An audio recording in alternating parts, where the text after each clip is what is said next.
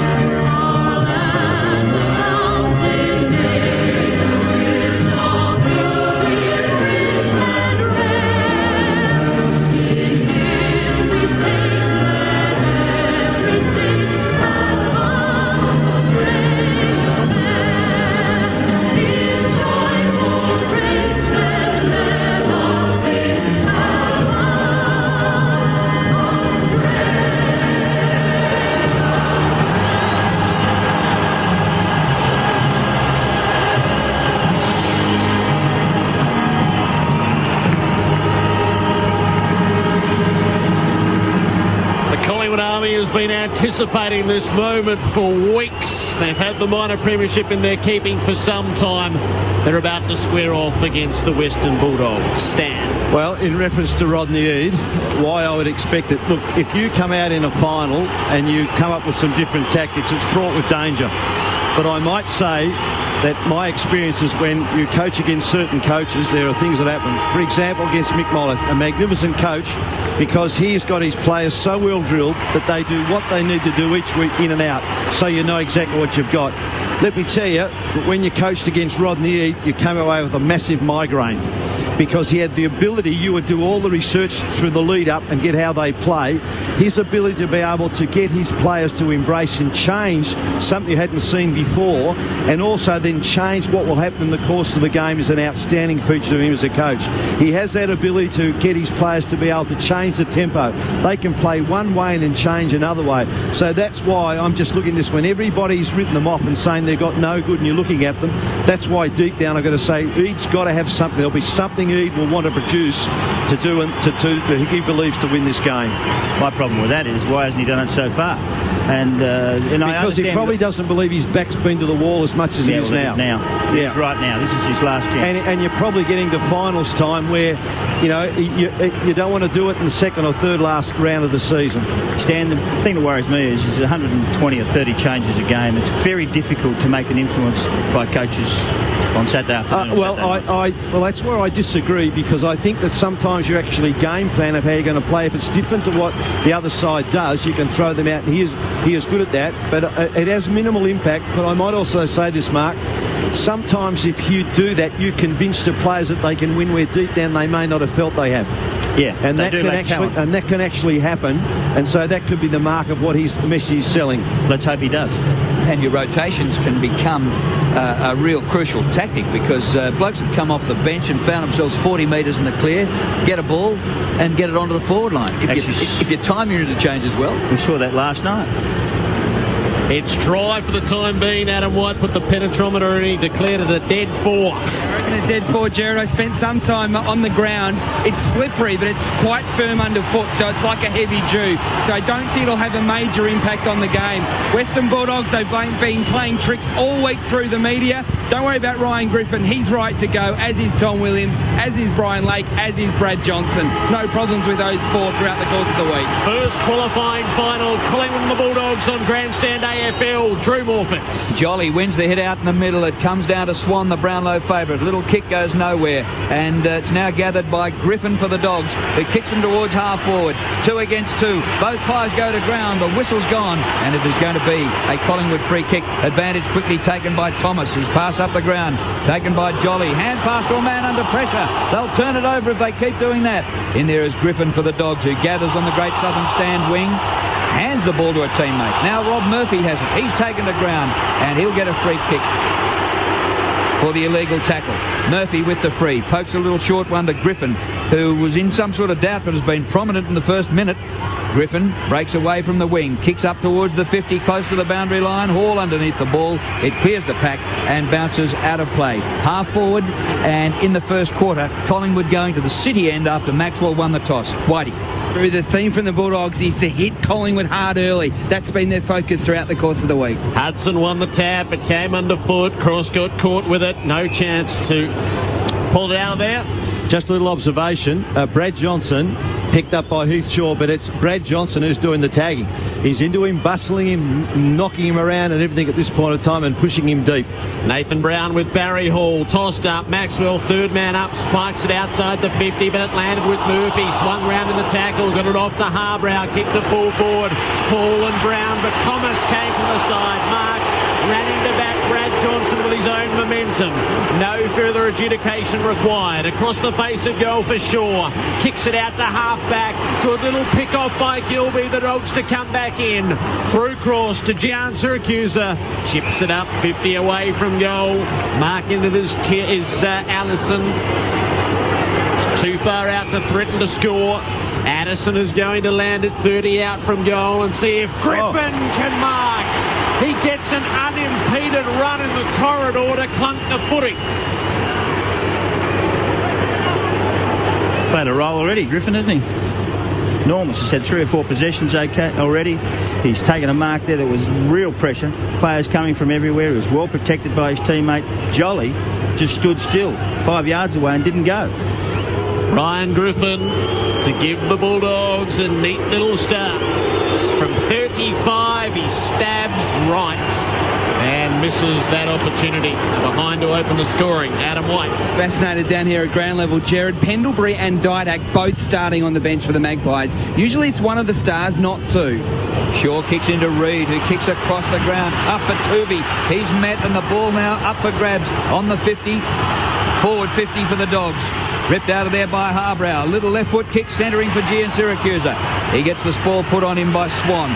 The ball goes to ground and they pack on top of it, and the umpire is going to ping someone for holding the ball, and it's going to be a Collingwood free kick, and the last man up is Picken, deemed to have not worked the ball on. Taken by Ben Johnson for the Pies. A beautiful kick. Marked by Ball close to the ground. Hand pass to Reid. He kicks long to half forward. Open forward line for the Pies. Beautifully done there, and the little bloke Blair has taken the ground in a tackle after he got the little hand pass from Dawes, and the umpire is going to come in and is going to not ball it up but throw it up just inside the 50. Clean possession, Hudson and the bearded one. Hand passes out towards the boundary line, and they'll help to rush it over, and we'll have a throw in. We've had one behind, that to the Dogs. Collingwood yet to score. Nearly 4 minutes play. Mitch Hahn playing the fence has picked up Lee Brown. At the throw-in, Hudson and Jolly. The Dogs ruckman cleanly down to Boyd, who wedges it down the southern wing. Hall runs past it. Reid is onto it for Collingwood. Works the hand pass out near Swan. It took a wicked bounce away from him. Boyd was onto him, but Swan still got it to Thomas, who held the ball in while he was outside the boundary. He delivered for Dawes, but Lake is able to work him under it and take the mark. Hand pass to Griffin, out and out to Hudson and back to Griffin at halfback. He kicks up the southern wing to a contest, not marked by Johnson with Heath Shaw in close attendance. It's out of play. It looks like the Rockets backed his midfield to just run with the player. Boyd's got Swan. It's not a tag, it's just his starting point, and just beat them. Well, a fast start is vital, and the Dogs have started better. 20 possessions to 14. The boundary throw in at centre wing. It comes to Harbrow, who roves. He gets a hand pass inboard to Boyd, who had to wait for it, and then virtually goes through the legs of Thomas. Gets the ball out, and the Dogs have it again. Johnson pokes a little one down the line, and Grant takes the mark 60 metres from goal, close to the boundary line. Fresh from 6 goals last week. Jared Grant. Personal best. 6 straight. And he kicks the ball back to get it back behind the defence, because the Pies have all got back in the defensive 50. And Griffin, who started well, has it again. He's going to go further back. So 2 kicks have taken the ball backwards 80 metres, I reckon. Across the ground comes Lake to Murphy. Now he advances the ball back to the centre circles. Hargrave, hand pass to Lake, coming up from fullback. Lake, a long kick inside the 50. No mark. And Shaw is there, who's played some terrific games against the Bulldogs. And when they played in round one, he had nearly 40 touches. That's why he's a priority for Rodney Eade, and Johnson's gone to him. Dogs are behind. Collingwood yet to score. Jolly and Hudson form up. 60 from the Bulldog goal. Hudson tried to swipe it to the back. It didn't reach there. Ball gets in on top of it. He's held up with it. And the umpire in to bounce or to toss it up. Michael Vozzo, Matthew Nichols, Ray Chamberlain in yellow tonight. Up it goes. Thomas went to ground just away from the stoppage. Swan got it, kicked it up in the air. It went 15 or so metres and fell into the grasp of Lake for the Dogs. Hand passed it away to Boyd, who kicks it out on the full. Just hit the fat part of the footy from Stewart round the corner and watched it drift out over the boundary.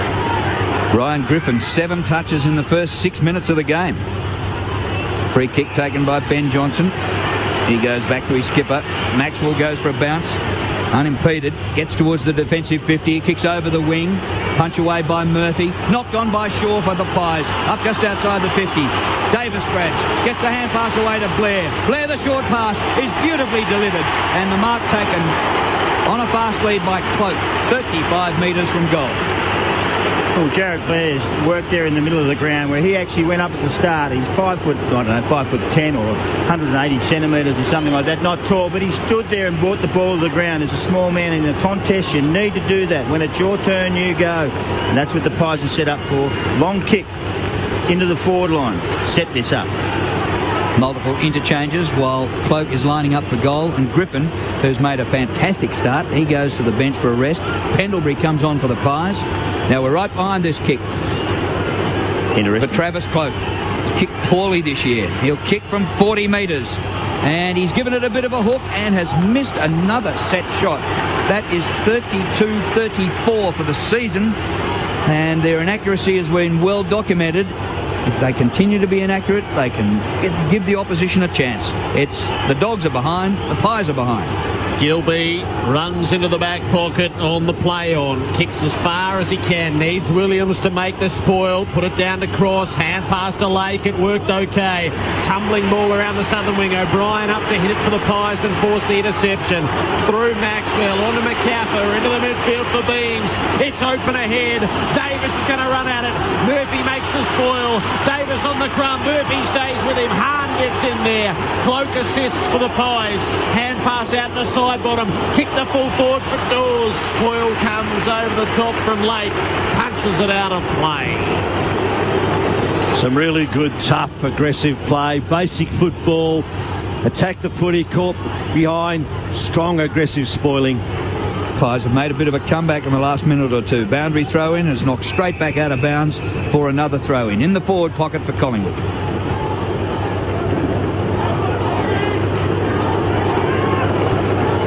Breeze probably not getting to the playing surface. No rain at the moment, but just a slippery surface. And the umpire's throwing the ball up rather than bouncing.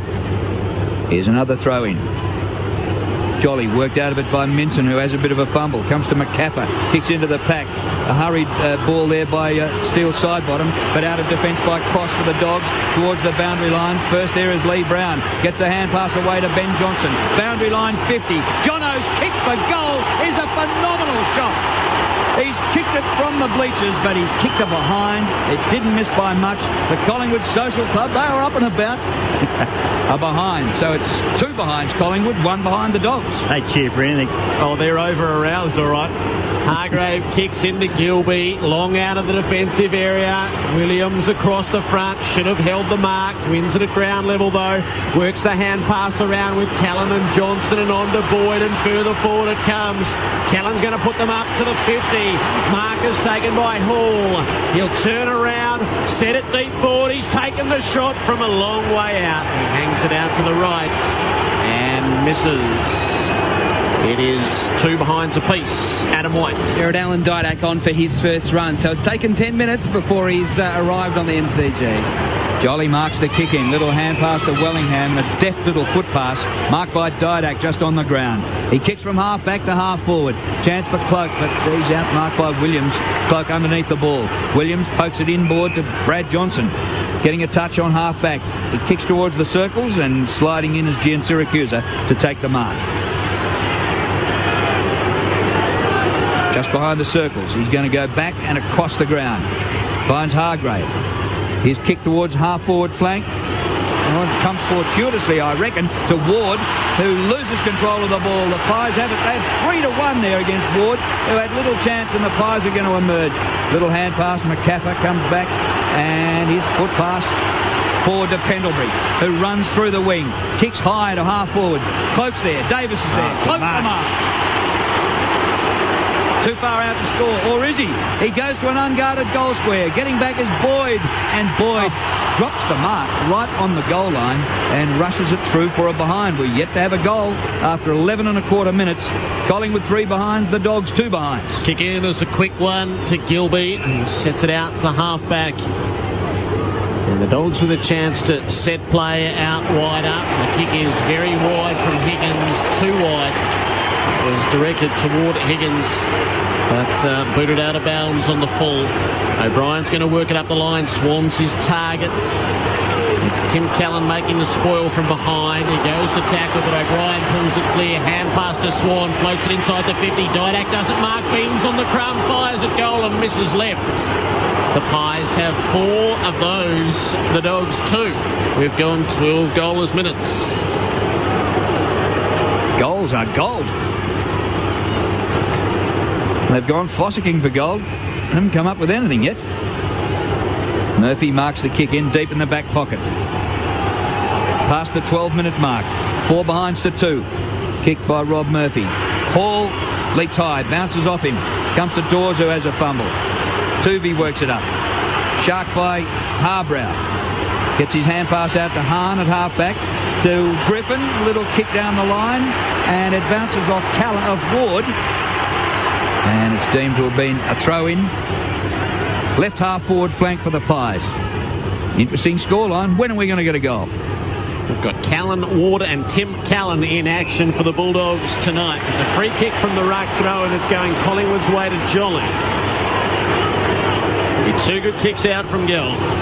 He's going to put the first one inside and challenge them the mark. Williams has got the run at this from the side. Oh, he made an awkward old attempt at it. Ball spills to the back.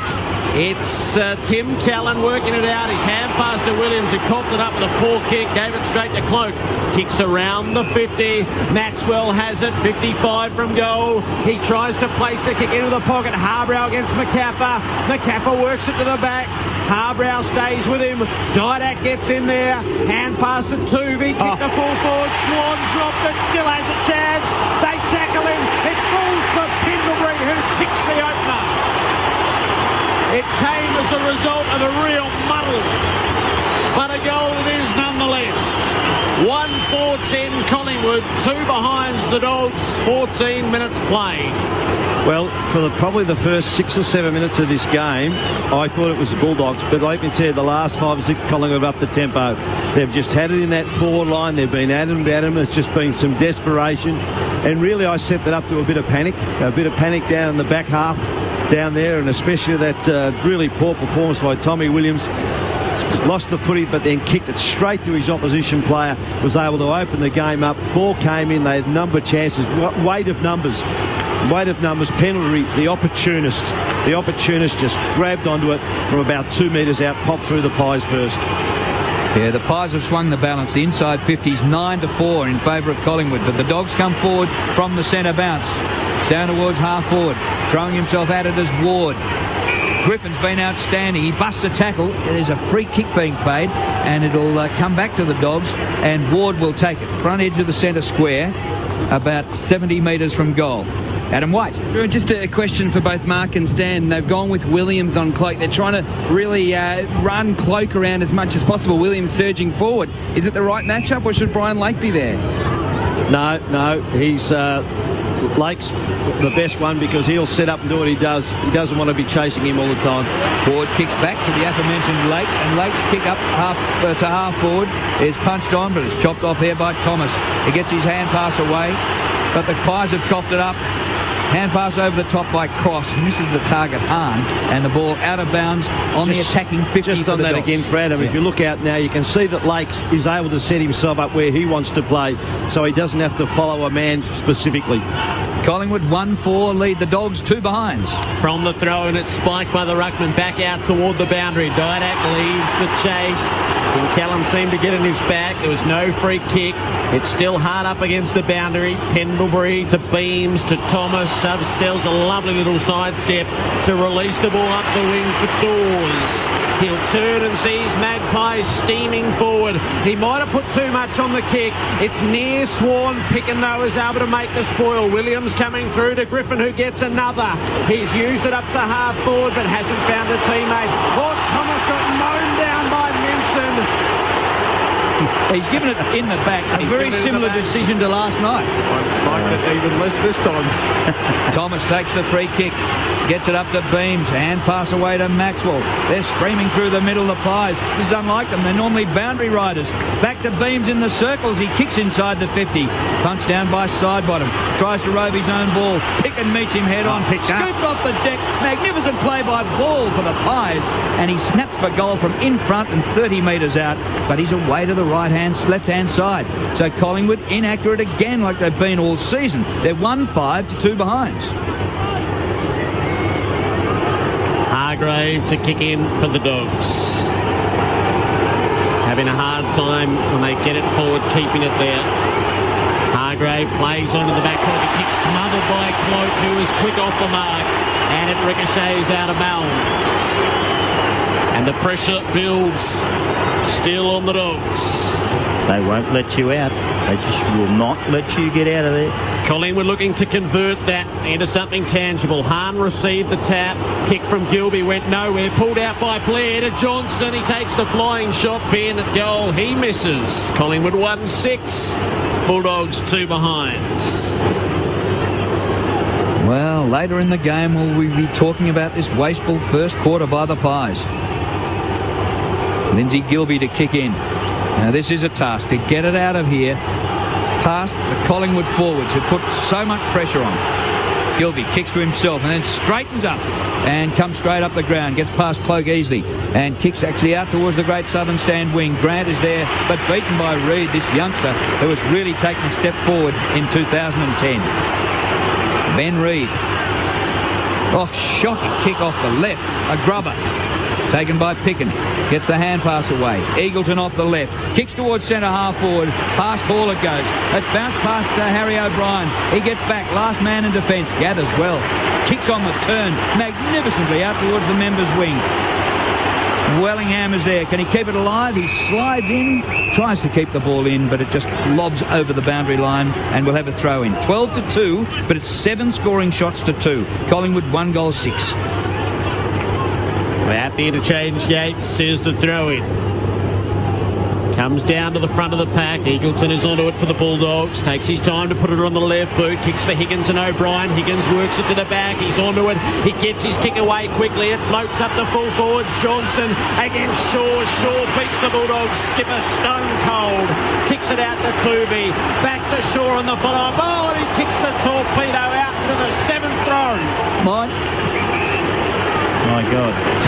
That was unbelievable. It's a Dogs free kick. Liam Picken right in front of Whitey. Picken looking to put the Dogs to full forward. He's kicking it to a pack. Minson sets himself. So too Maxwell. Maxwell with the fist. It's out of play. Collingwood by 10 points. Thought you were going to get a stat there, Whitey. Use a friendly bounce off the seats. I thought it was a real chance for at least a handball. Throw in the forward pocket for the Dogs. Still looking for their first goal. Minson in ruck. Wins it. Shark here by Callan. And Callan snaps for a goal across the face. Thomas is there. Working hard for the Dogs. And Addison taken over the boundary line. He reckons there might have been a push, but he took a bit of a dive maybe. And the ball is out of play in the opposite pocket. Throw in. Dogs attacking. Trailing. 2 behinds to 1 goal 6. At the throw-in. Gets to the back. Maxwell for Collingwood. High ball. The kick towards the 50. I don't know whether it went the required distance, but Cross has taken the mark. It's too far out for him, just 50 metres. He goes for the hand pass. Set play. Harbrow has it, dodging and weaving. Left foot shot for goal. Jared Harbrow. He's away to the left-hand side. And another behind. Lights the game. The Dogs 3 behinds. Collingwood 1-6. Heath Shaw retrieves the footy and sets himself for the kick in. Zone is pretty well set. Shaw, as he loves to do, plays onto himself, out in the pocket. Maxwell cleans up Brad Johnson. The kick is pretty ordinary again from Shaw.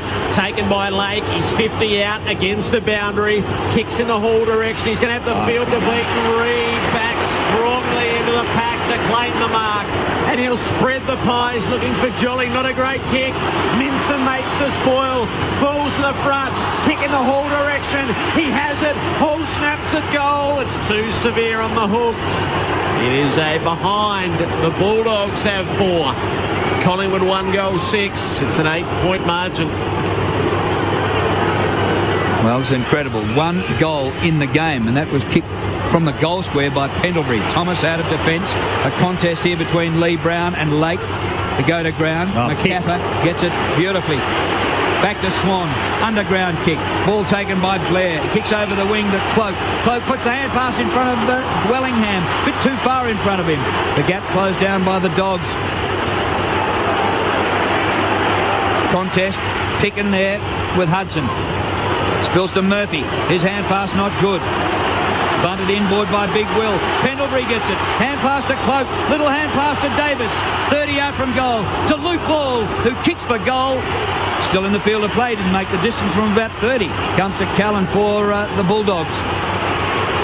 His kick gathered by Pendlebury. Hand pass back to Maxwell on the 50. Short pass to Ball. He doesn't want it. Luke Ball. He is 48 metres out. That's 2 kicks to goal for him. He goes the pass and he's found Swan. Well, where were the Dogs' defenders? Here is the Brownlow favourite. 20 metres in the clear, inside 50. Well, talks about knowing your opposition. You knew he couldn't kick the distance. The Bulldog players got sucked in. They just thought he was going to have a shot and went to sleep. Swan, 6 possessions. Kicking for the Pies' second goal. It's bit left, but it gets in. Can they beat him for the medal? The Pies 2-6, the Dogs 4 behind. And they just go further ahead. They're a much better side. They're moving the ball well. They're defending extremely well. They will not let you out of their forward line at all, outside the 50. You have to fight like hell to get it out of there. And again, it comes back in. Luke Ball takes a mark, takes a really good mark and puts it back into this. They tried to force it back out. Pendlebury brings it back into the middle of the ground. It's Luke Ball spot on. And then another nice pass to Dane Swan. And he has the composure to actually go back and put it through the middle. Unusual for a Pies player in this sort of team, but what a star he is. Mark McClure on grandstand AFL. Collingwood by 14. Jolly and Hudson. It's one down to Beams, who sends the Pies up to the 50. Spoil made by Williams of the Dogs. The ball is loose at half forward. Didak first to arrive. Lightning hands to Ben Johnson. Works it up to Pendlebury. Kicks inside the 50. Cloaks on the lead in the pocket. Lee Brown wants it in the square. That moment has passed. And Cloak is committed to the set shot. 5 marks to Travis Cloak. Standard Bulldogs midfield just don't run hard enough. They do not run hard enough. The Pies beat them by 15 metres from the centre bounce to that contest. He's had plenty of it early, Travis Cloak. 5 marks. Disposal number 7 coming up. He's in the gutter in the left forward pocket. Cloak from the boundary. Kicks a beautiful goal. Stick him on the impossible more often. 3-6-24 Collingwood. The Bulldogs 4 behinds after 25 minutes. Well, it is danger time, and it's not because it's 3 goals, 6 to 4 points. It's danger time for exactly what Mark has said. The Bulldogs come out so fired up, but after those 6-7 minutes, it's really been Collingwood now. And the thing that's standing out to me is they are running harder, Collingwood, and they are running in numbers. And they are just outnumbering, and they are just presenting. and it's just too much left to too few by the Bulldogs. I think a few players have just got to get on board. The other thing that would worry me, when the footies come into the Western Bulldogs forward line and there's been a one-on-one, Collingwood's won every one of them. And the Dogs forward from the centre bounce. Hudson deep inside centre half forward is gathered by Maxwell. His hand pass back to Ben Johnson, whose left footer clears it for the Pies outside the 50. Over the head of Ball. It is grabbed here by Ward. Puts the hand pass out wide. And Boyd bowled over and kicks a grubber. Higgins has a fumble. You've got to get those when you're 30 metres out from goal. It's all Collingwood. Reid away to Brown and cleared by the Pies up towards midfield. Cross gathers for the Dogs. Grubber kick comes to Johnson. Kick by Johnson is wide but marked by Harbrow just inside the boundary line, about 49 from goal. Harbrow wheels around on the left and centres the ball. He wants Hudson to mark, or Minson. He comes from behind Jolly. It comes to Minson. He snaps the goal from in front, but the whistle is gone. It's going to be a free kick to the Pies, and Jolly will take the free, and still the Doggies looking for their first goal. And Sean Higgins needs to put his body in line with the ball. He's let his teammates down there. One hand out, hoping it'll stick in your palm. It doesn't do that, son. Jolly with the free kick from fullback. Takes a few liberties, kicks it as far as he can around the wing. Pendlebury and Gilby. Gilby makes the spoil. Thomas at ground level for the Pies. Hand pass to Beams. Got his hand pass to Ball, who couldn't quite handle it. Cross paddles it clear of the pack. Griffin just averts the kick off the ground of Ben Johnson, but Johnson's going to get a second look. Griffin goes in and holds him up again with the assistance of Tim Callan. And the Bulldogs force a ball up on the members' wing. Deep into the opening term, Collingwood by 20. Minson slaps it away from the ruck contest. Nothing forthcoming from it. It's back out of play. Right in front of Mick Malthouse, who's out in front of his bench, ready to address the quarter-time huddle. Jolly down to Wellingham, handled it okay, got it to the boot, squeezed a kick out near Swan, met hard by Boyd. Gilby with the ricochet football, still Swan dragged off it by Boyd. That is a good little duel there. It's out of play again in front of the interchange gates. You got to love him, Swan. Knocked flat, got up, got it again, and then fought on the ground again. You just got to love the way he works at it. Close to quarter time. Throw in centre wing, members' side. Big Will returning, wins the hit out, comes to Griffin. His kick goes towards midfield. Williams makes a charge at it, but missed with his attempted punch down the ground. Gives Cloak a chance. Now the ball at ground level. Grant dispossessed. Ball comes out to side bottom. Wide open for the Pies. He kicks to half forward. Beautiful delivery, but a spoil is put on McCaffer. Well done by Murphy. Sensational play, Robert Murphy. Free kick to Murphy, who runs around the man on the mark, McCaffer. Murphy gets to the centre wing and kicks towards half forward. Grant is there. Good spoil put on. Comes down to the front to Harbrow. Now to Griffin, who's been prolific. Little pass to Higgins. He's there with O'Brien. O'Brien beats him and takes it to the line, and it's out of bounds in the back pocket for the Pies. And a bit going on near the fence. Umpire Ray Chamberlain, he's in charge. Says to the boundary umpire, chuck it in. Brad Johnson wants to fight.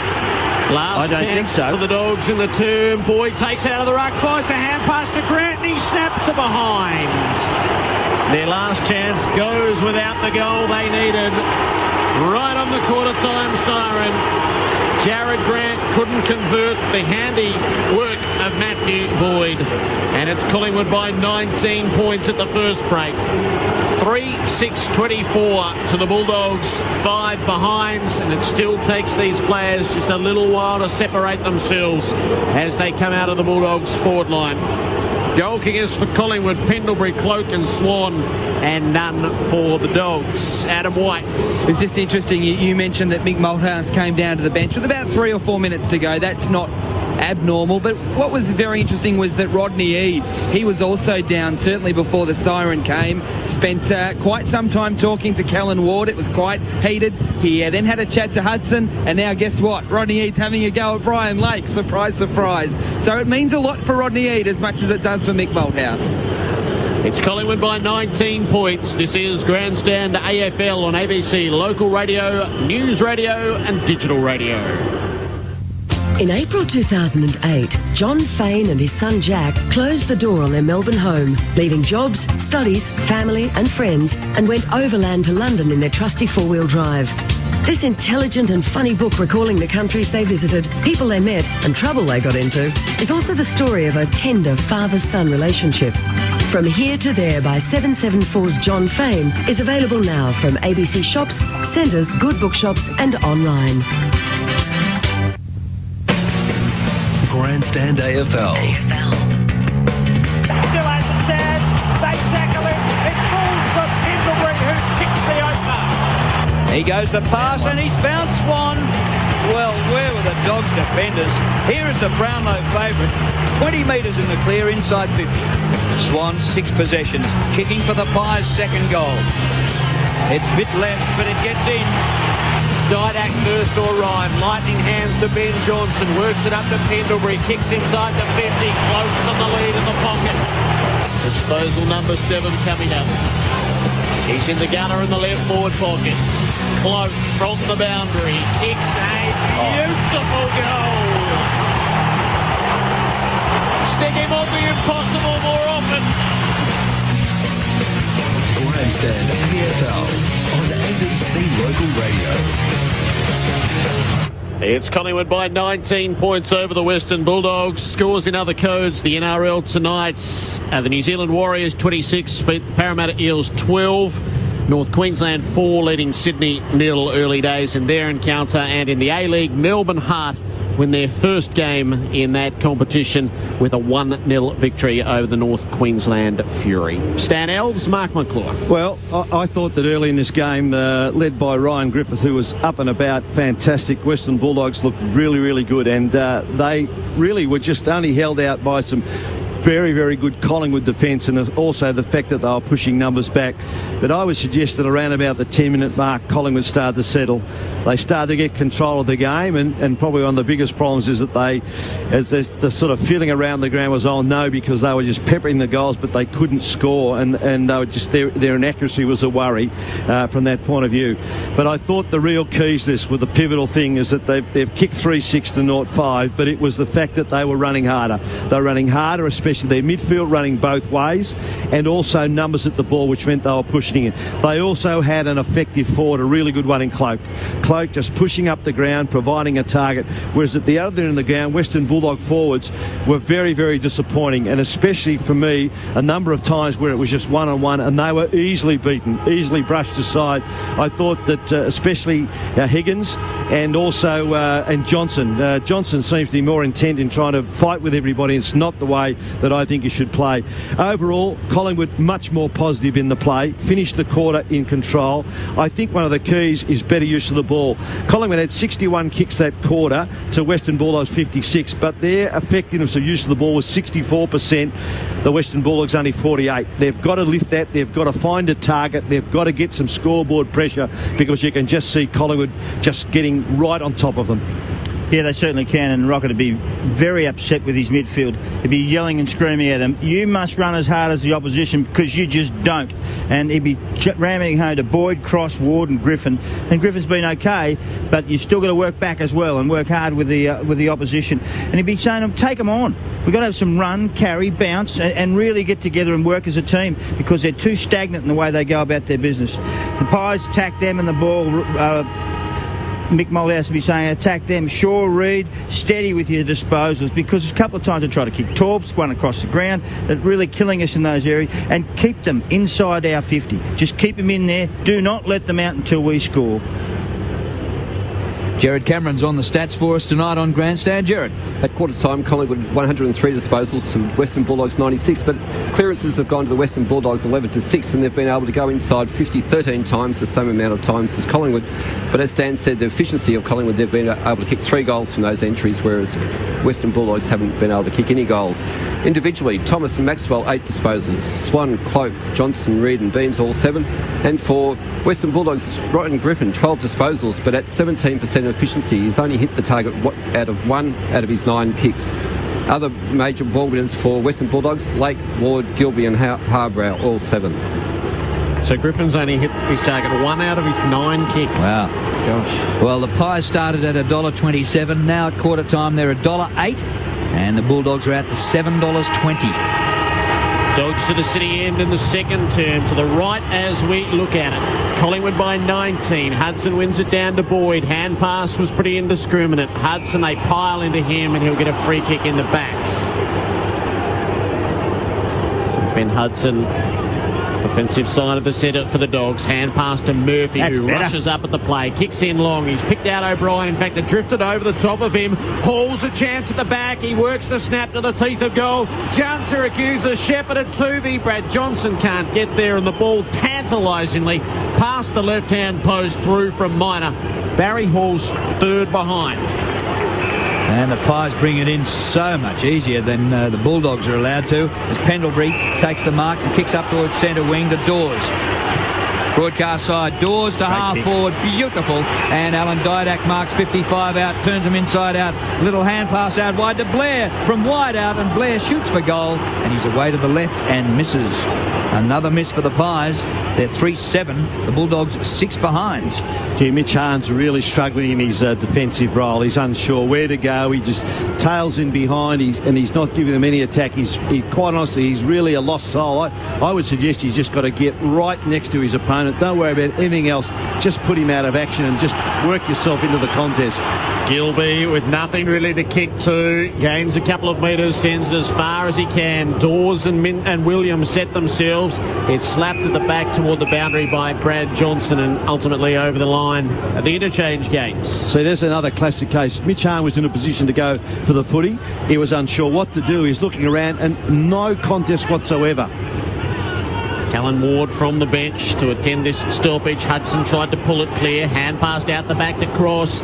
Kicks up to half forward. It had no penetration about it. It just floated to that position on the ground. And in there to mark was Nathan Brown. He kicks long in the Didak direction. Rose didn't mark but does win the crumb. Out near Swan against the boundary. Back to Didak. Onto the left boot. Measures up the pass to Pendlebury. Off to Swan on the follow-up.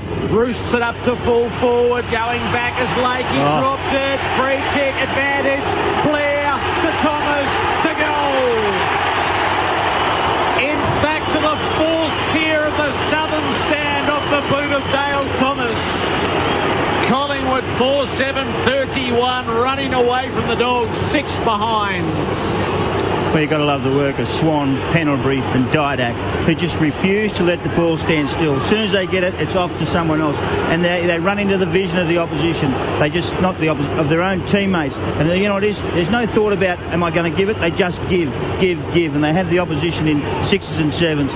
And they play on at all times. That wasn't the greatest kick into the forward line. That was just a kick that was quick. It floated through the air and it caused a free kick up in that area. All of a sudden, Dale Thomas run onto it. But those guys, Pendlebury, Didak and Swan, sensational. Thrown up in the middle. Jolly gets a hand first to the ball. It comes down to Wellingham, who hand passes over his head back to Jolly in the middle of the ground. He kicks inside the 50, a clash of bodies, and 2 doggies have gone down. In the meantime, it's the 2 key defenders. Rob Murphy clears for the Dogs. The mark taken by Cross. Lake and forward Williams. of the wing. Well, they've come in under strength, and if they lose 2 here, it is a disaster. And the kick towards half forward, knocked away out of bounds by Harry O'Brien, and it's 4-7 to 6 behinds, and it might be getting worse. Whitey. This is absolute very, very big news for the Bulldogs, because Brian Lake has hurt his wrist, I reckon, or his arm. He doesn't want to come off, but he's really, really sore. Tom Williams landed on his hip, but Lake is coming off. He spun up in midair, completely out of control, did Lake. Pendlebury from the stoppage kicked it beyond halfway, but Dawes was hanging on to Hahn. Dawes throws the footy away. Oh, big blokes do have their moments, don't they? That was just dumb. And Hahn will get marched up almost within range. The mark will be set 49 metres from goal. Mitch Hahn may as well try his luck here. The slightest of angles. Still, they look for their first, the Dogs. Hahn lays into it. He's got it right to the line, and it cleared the pack. At last, a major for the Dogs to Mitch Hahn. by virtue of the 50-metre penalty. 1:6:12 to Collingwood 4:7:31. 5 minutes into the second, Adam White. Yeah, look there. I reckon it's shoulder, or it's arm or shoulder. It's on the right side. The doctors have both been to Lake. He seems to think he's okay. He's just going to walk the boundary now with the doctor. I reckon he's okay, but certainly some anxious moments. Also with Williams landing very heavily on that hip. But we know that Lake's coming with injuries, but this one is certainly a new one. And the best thing for that Collingwood defender is that he's probably got 25 minutes before he's got a front Mick Malthouse. Because that just destroys you. Got it side wrapped up and you give a gift. Hudson juggles in the middle at the centre bounce. Taken away by Pendlebury for the Pies. Well done, Swan. Little hand pass to Blair. Blair's kick is good. Brown, Leroy marks. 35 out, virtually in front. And there you go, see, exposed now with height down the back half. Well, that was just too easy. Brown, his nearest opponent there was Tim Callan. Brown had half a foot on him. Lee Brown at his third club. What a revelation he's been for the Pies. He kicks for goal at the punt road end, and he's missed to the right-hand side. Whitey. Yeah, Brian Lake's okay. He's had some special sort of liquid out of the cup, and he's able to put both arms above his head, so he'll come straight back on. In fact, he's coming on now as Tom Williams limps off quite badly. The magic elixir. Yeah, his turn to sip. Soft he is.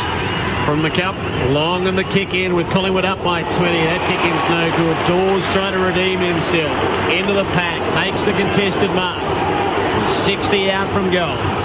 He's going short and wide out to the boundary for Ben Johnson. Tries to wrong foot Hahn. Did that too easily. Ben Johnson gets within range.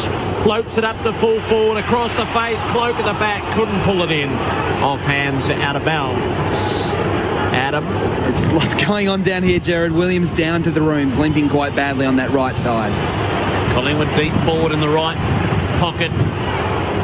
Looking to extend their lead from the throw-in. Hudson knocks it down to the front. Players pile in, cross out to Griffin, works some sort of kick out of the defensive area. Nathan Brown leads Hall to it. Hall puts the pressure on. Brown over his head to Thomas. Hand pass to Maxwell, kicks it up and down inside the 50. Oh, Cloak crunched in, put the knee right into the back of Hargrave. Didn't complete the mark. It spills off hands and out of play, but he did leave an impression right in the back of Hargrave. A few blokes are being embarrassed. Higgins 1 touch, Eagleton 2, Jared Grant 2, Callan 2. The boundary throw in. It comes to Harbrow, who just scunges a kick out of there. Might be a free kick to Minson. Whistle doesn't blow. Ben Johnson gathers. Hand pass to Beams. Beams penetrates the 50, but out wide. Oh, Jolly goes up and hits the ground hard. It spills, and a shot for goal from a tight angle by Dawes hits the post.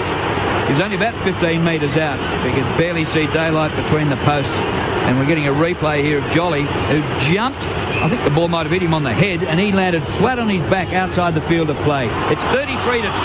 Hahn received the kick in, worked it up the wing. Collingwood repels though. Tuvey sweeps it up, kicks for Dawes, 55 from goal. Hand pass to Blair, confronted. Over the top to Pendlebury, had to be quick. Dragged down by Griffin. Hand pass to Didak, out in front of the plate of Thomas. He couldn't handle it. It skewed off his boot. Thomas stays into it. He lays a high tackle on Hudson in his enthusiasm to grab it at the top of the goal square. It's desperate times for Bullies, isn't it? You can just sense Collingwood just know they got their hands around their throat and they're just pushing. It's 4-9 to 1-6. Ben Hudson with the free kick at fullback. Again, he just lofts this out of the defensive area. Higgins across the front of the pack gets himself into it with a mark. He runs around on the spot, gets himself around Cloak, hand pass to Hahn, under pressure from Dawes, kicks it high around the wing. Swan, beautiful reading of the footy, takes the clean mark. You are the best. Some good play by the skipper, Toe, by the way. Just to look after him. Kick by Swan inside the 50. Punch away by Hahn. Blair does well, stands his ground and kicks the full forward. Look at this. Wellingham takes a mark. It's Dawes taking a mark 30 metres from goal. well within kicking distance, not that far off centre, but well played Jared Blair, the 20-year-old in his 9th game, first final. Yeah, what about Gilbert? He embarrassed his opponent.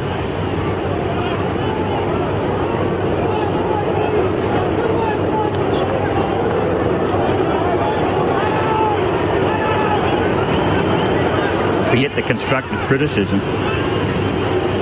Well, here's big Chris Dawes. Goes for goal. Further nail in the Dogs' coffin. The Pies are 5-9-39 to the Dogs 1-6-12.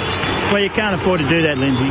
Lindsay Gilbey's been a very good player in this competition, but he actually just moved off the line there and allowed the Collingwood player just go straight through and embarrass him and his teammates and everyone else. And the other one I looked at is I saw Tommy Williams and Brian Lake go down. They didn't get knocked out.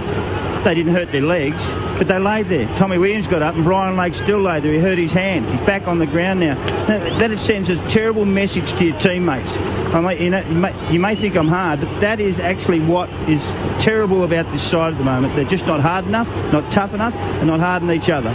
Inside 50s in the second term. Collingwood 9, Bulldogs 2. Ball to be won in the middle. Pickin, he does go in and get the hard ball. Didn't do a lot with it though. Wellingham gets caught with it for the Pies and is penalised towing the ball. Dogs free kick in the centre of the ground. Cross is called to play on. Apparently he stepped off his line.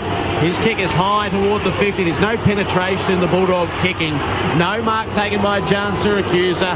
And Collingwood repel again off half-back.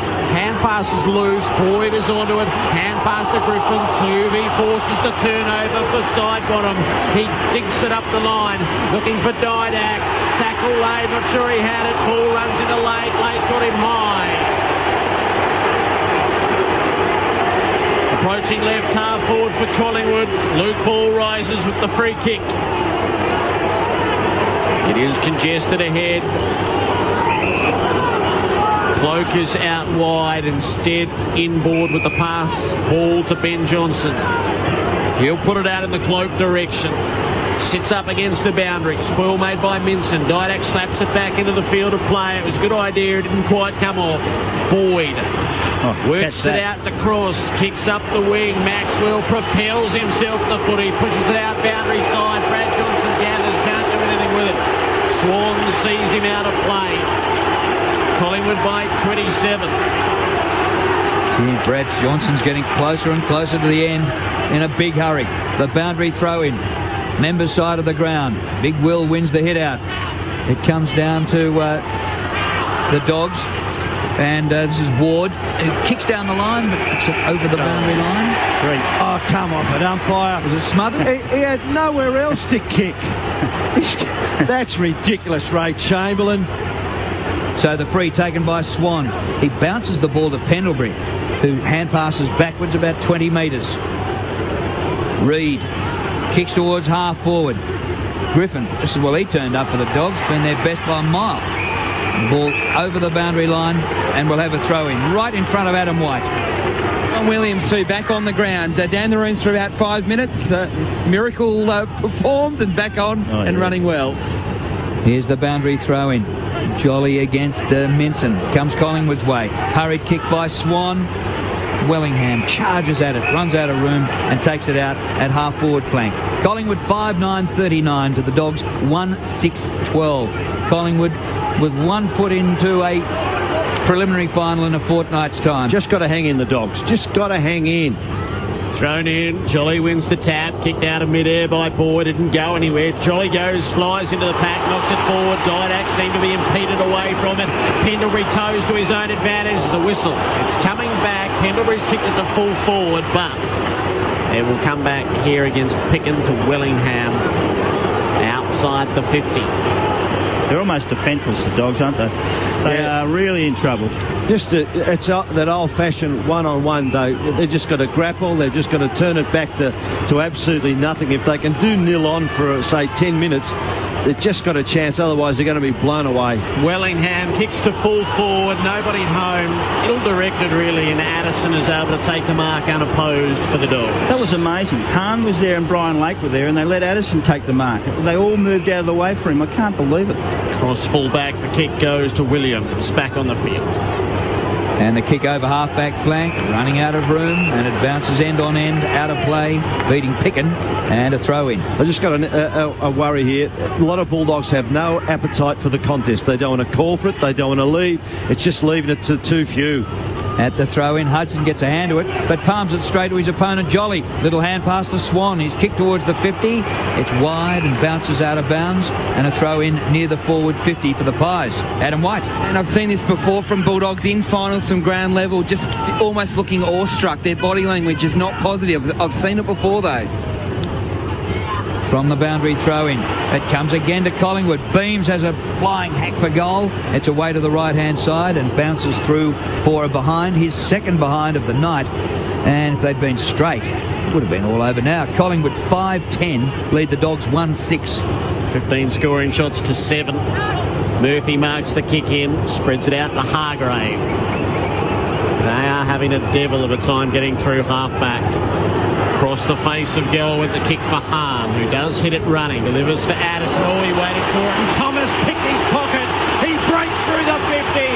Daisy from the boundary. Oh, Didak was on in the square. The kick was low and zooming, but Hargrave got a fingertip in there, and he concedes the rush behind. It's the Pies by 29. Oh, Thomas, spectacular. Boyd has the kick in near the boundary line. He kicks to centre wing. It's just like a wall. They can't get over it or through it. And Reid takes the mark. Down the line he goes to Wellingham, who juggles. Gets it on the rebound. Hand pass into the skipper. Hand pass to Davis. Has hardly seen it. Leon for goal. And has just at the last split second. They're on the line, and the ball has been rushed through for a behind by Addison. And it's 5-12-42 to 1-6-12. The inside 50 count now, 14-2 in the second quarter.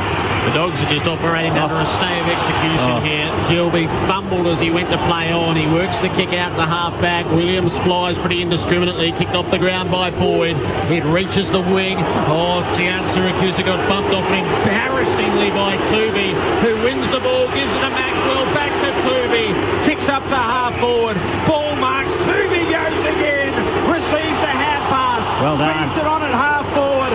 Further it comes from Beams to Cloak to the square. Thomas rises, Davis down. They can't gather it between them. It's over the line and through for a behind. But Tooby's effort against Jan Syracuse's effort, that is the definition of the night. It's 43 plays 12. Well, Scott Pendlebury spent about the first 10 minutes on the bench. He's up to 15 possessions. Dogs go straight up the centre of the ground. It's chopped off by Shaw. Doesn't have to do that much. It's hardly been down near him. Poke gets a hand pass out to Reid, the defender, who kicks to full forward. Brown is there, and Lee Brown marks.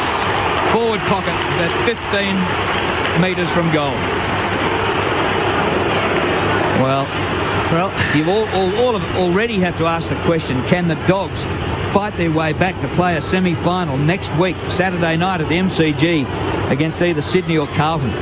They are rock bottom at the moment, the Dogs. Brown, tight angle, but only 20 out. Steers it through for a goal. His first for the night. And you fancy there's plenty more to come for the Pies. They're 6-13 to 1-6. Well, Collingwood, they've got to be thrilling their fans. I know that 13 behind's on the scoreboard, but the way they're going about the game and so much in this... Look, we talk about finals football, and one of the things that stands out in finals football, you can get away and home and away by racking up soft position and kick round the back. But let me tell you, in the big ones, it comes down to running straight. Running straight, beating your opposition one-on-one, and right at this point of time, Collingwood have been absolutely magnificent in. There'll be, there are going to be some Bulldogs players. Good thing about it, they've got a half a game and a bit more to resurrect themselves, because there's a couple of question marks over them. Contested possessions, Collingwood 74 to 54. Swan wins another one from the middle of the ground. Hahn had a windy woof at it as he tried to make the spoil. Ward got caught with it. Bull shovels it forward. Cut off this time by Murphy, and they set upon him. Griffin, though, receives the hand pass up to John Syracusa. Works it back to Griffin. Running it half forward. Kicks well beyond all those who are leading up. It needs to bounce through. It won't, because O'Brien gets back on the coverage, concedes the score, and brings them out immediately to Ben Johnson. Ward in trouble, Whitey? Yeah, he is. I think someone stood on his hand. He's in real pain coming from the field. Doesn't look good at all. Swan has it in the corridor, flays the ball out wide towards the wing where Brown marks. He penetrates the 50, but Lake Camp there takes the mark. He's pretty good at marking opposition kicks, but he hasn't been a factor tonight. Kicks out wide to Griffin, who's been their best. He marks to Harbrow, back to Griffin. They're up to centre wing. Hardly been this far forward all quarter, and we've been playing 20 minutes. He bounces nearly stationary. He kicks to Barry Hall. Come on, Barry. He marks. Push out. Oh, hands in the back. And Nathan Brown has the free kick. Well, the Dogs can't take a trick. Oh, jeepers. The kick's going to be intercepted, though. 60 away from the Dogs' goal. Cross gets there. Spreads the hand pass to Boyd. Back to Hall. He's done another push. Oh, steady on. Mount Barry's about to erupt. Nathan Brown works it out there. Hall piling against O'Brien. They stand at each other from 3 paces and exchange absolute unpleasantries. Ball goes out to the wing where the Bulldogs win it back. Cross has it. 2 decent kicks out from goal.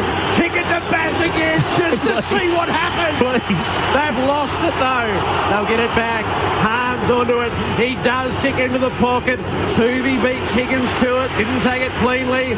Pickin to Higgins. Snaps at goal. Got one. Sean Higgins gets the Bulldogs second. They trail by too many. They're 30 down at the 21.5-minute mark. 2-7-19.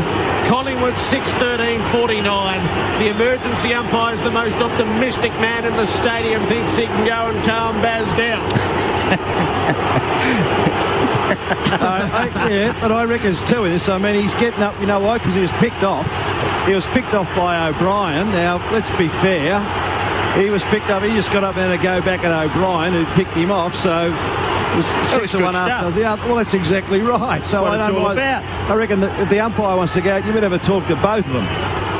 Gee, the second free for the push in the back was the weakest free kick I've ever seen. Yeah, but it was Barry. That's right.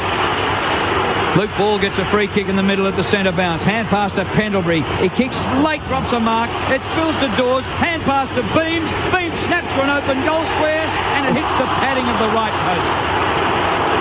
Beams, 3 behinds for him. Woody boy, he's kicked 25-31 for the season. 6-14 to 2-7. Murphy on the kick-in was a good one to John Syracusa. Does a 360. Hand pass to Lake. Ran into Didak. Spreads it across half-back for Addison. Brad Johnson's his target. He can't take a trick. Shaw comes over the top to make the live kill and put it out of bounds. Well, was Brad Johnson a good selection? 5 possessions for the Bulldog skipper. Members wing, throw in on its way into play. Boyd goes third man up. He took it. They took him. Holding the ball. Sudden death. Jolly at the logo. Player's been waved away. The umpire just still wants everyone right out of the way of Darren Jolly. Give the man some space. Kicks it sideways to Ben Johnson. Up beyond the middle. Onto the left boot. Picks out a beautiful pass down the line to Dawes. 65 from goal. Collingwood fans are just saying, have a ping. Dawes is going to kick the full forward. Lee Brown will fly at the pack from the back. Hudson in front. Hudson did well. Provided the coverage. Pulled the mark in. Excellent pack mark. He gets it away to Gilby, who kicks an absolute bomb out towards the wing. Boyd over his head, but he has a chance to gather the bouncing ball. Hand pass to Griffin, who's been spectacular. Couple of bounces, gets the half-forward flank, steers the pass, but over the head of a leading Higgins. The ball goes all the way for a goal. Phenomenal goal by Ryan Griffin. grind on this week, and aren't they happy about that, because he's been easily their best. The Dogs are 3-7, the Pies 6-14. Yeah, outstanding half of football. He was under a cloud all week, but he's shown that he can actually play the game. His skills have been slightly poor, but that wasn't one of them. Gilby's kick was long. It was outside of the 50. They kicked it long over the top. I think it was Boyd who handballed it to Griffin, and Griffin did the rest. Ran and bounced. Exactly what you need to do against opposition like this. Carry the ball, run it, put them under pressure, put them in different mind. All of a sudden they let out to him. He just popped it over the top and it rolled through. The best bit of play they've had all day. Collingwood by 25, out of the middle. First possession goes side bottom's way. Kicks it off the ground up to the 50. It's cut off by Williams. Hand pass was a bit loose, but Murphy's onto it on the bounce. And he has a bounce through centre half back. Delivers long. Needs Griffin to hit the pack. He did a good job. Brad Johnson at the drop. Hand pass to Harbrow. Kicks to a vacant square. It's out into the pocket, in fact. O'Brien has it well scouted. He tries to get away from Higgins and does. Harry O backs his talent, kicks the half-back. Lee Brown takes the mark and gets 50. A little clip behind the ear from Pickett. Bit soft. Wouldn't have hurt Lee Brown. Wouldn't have hurt a fly. Up to full forward, not the greatest kick. It flops in the lap of Robert Murphy. Murphy under siege back there. Kicks out wide, close to the boundary line. A bouncing ball, can't control it, and it's out of bounds off Addison. About 4 minutes of playing time to half time. 50-25. And on the play, it's a good result for the Dogs. Here's the throw in. Minson wins the hit out, comes to Eagleton. His kick goes nowhere. Side bottom gathers for the Pies, sweeps a hand pass wide to Pendlebury. It was a phenomenal player, one way, then the other, off the right boot towards full forward, cloak one hand, tries to take the mark of the second grab, but it comes down to Williams, hand pass to Murphy, and the Dogs burst out of defence. Kicked by Murphy, chance for Lake. Well, Brown worked him off the ball. Lake struggling with his help. Well done by Lee Brown, he's left-footed to full forward, all Collingwood. It went out of bounds, and we're going to come all the way back for a throw-in. Well, Lake against Brown, and on what we've seen in previous seasons, you'd back Lake every time, but Brown killed him easily. Adam White. Jared, it's the elbow, the right elbow of Kellen Ward that's been strapped up. The doctor's working on him. He could come back. Minson the tap. Toovey had a chance at it. Boyd stolen away from him. Harbrow off the ground. Out to half back. Maxwell's onto it for Collingwood. Straight back to the hot spot. And perfectly onto the chest of Steele side bottom. Might have been a bit of tin rather than steel in that kick. Knows how to kick a goal here, and the underage grand final kicked 6, didn't he? He's kicked, he might have nudged double figures. I think he kicked 10. 10, was it? At Docklands, I reckon that was. 17-12 side bottom in front of the sticks this year. He's 35 out, no angle, no curse for him. Side bottom answers a couple of Dogs goals and pushes the lead back out to 31 points. 7-14-56 to the Dogs, 3-7-25. We've gone 28 of the second tier. That was a nice little answer and a settler by the Pie.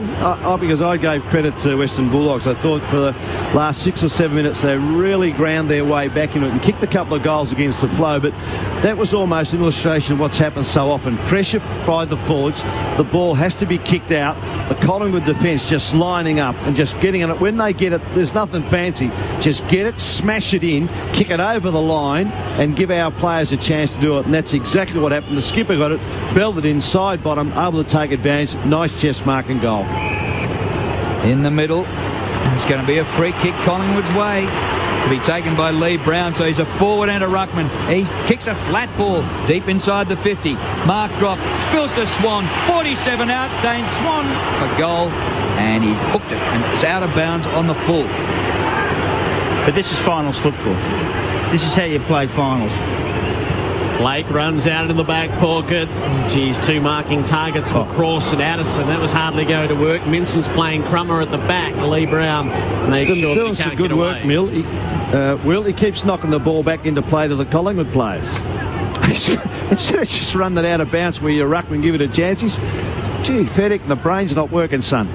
On the members' wing, the throw in. Minson tries to punch it forward, didn't make clean contact. Ball fights for at ground level. Wedges out some sort of kick to Wellingham, went nowhere. Minson to Boyd, kicks beyond halfway. Joan Syracuse knocks it to Grant, who tried to throw it back to Gia. He gets caught with it by MacArthur. They pile in, umpire circles, he'll bounce. The threes are 15-7. And the Dogs came out to throw their weight around. Even Brad Johnson trying that cape. Tossed up on the wing. Minson does succeed in knocking it forward this time, but Addison gets cleaned up by Thomas. A bit too rough. It's a free kick to Dylan Addison. You're too rough. Addison the free in between wing and half forward. Straight to the opposition. Oh, swat. Missed by Maxwell at the backside bottom. Was taken away by Nathan Brown. He gets it to Maxwell, who clears the area outside the 50. Running onto it, Williams for the Dogs. Hand pass into Cross. Back he goes to Hargrave. Shock kick. Straight out of bounds on the full. Why would you go there anyway and overkick the man and kick it over the boundary line on the full? Free kick to O'Brien. 56-25. Approaching the 31-minute mark of the second term. O'Brien gives it a good old hoof to half-back. It won't be marked by Tooby, but he is able to knock it to Didak, who streams through, sets them up into the corridor. Wellingham has it. Davis one-on-one deep.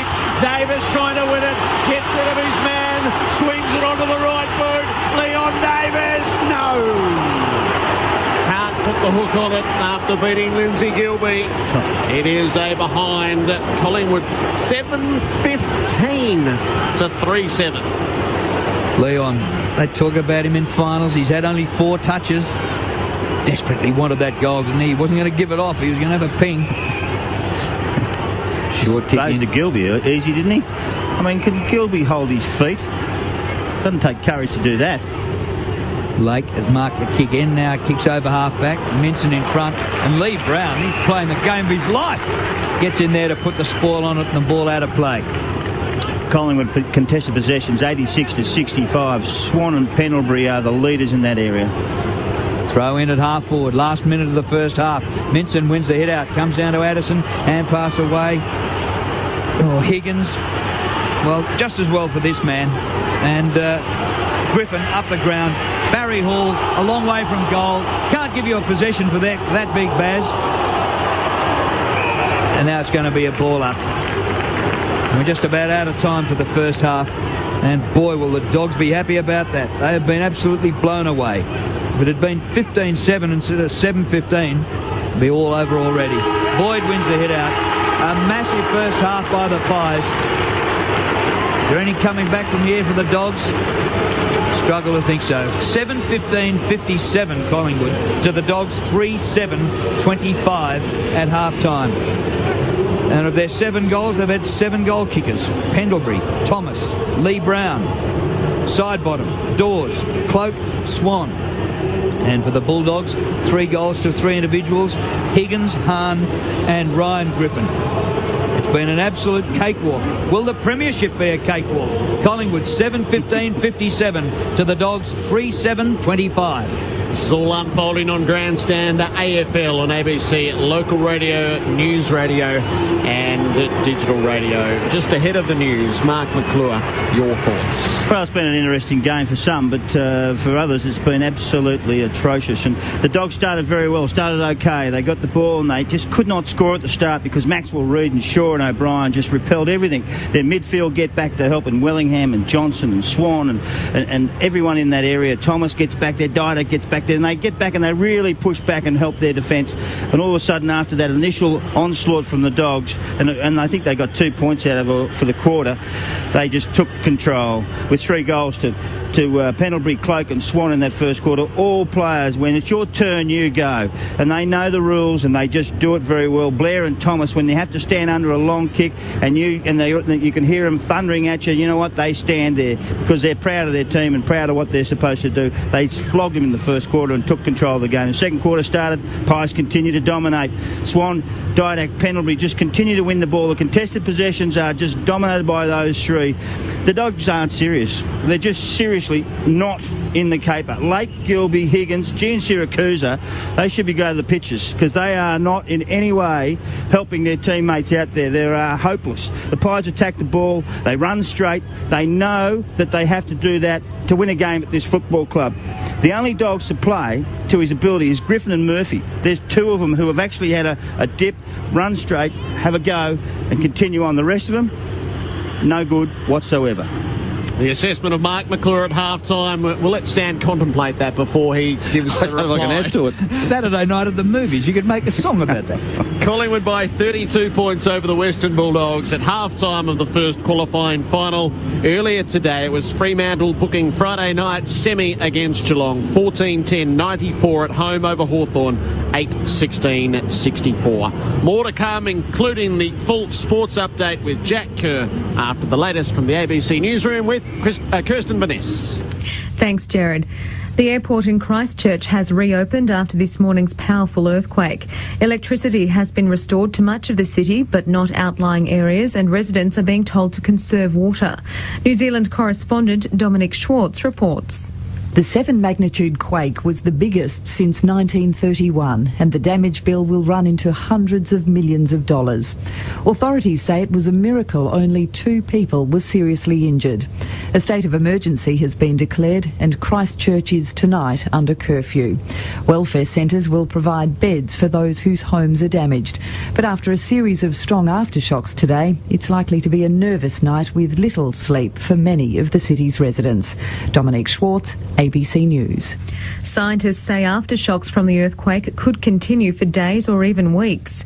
Canterbury University geologist Mark Quigley lives in one of the worst affected areas and says aftershocks are happening about every half hour.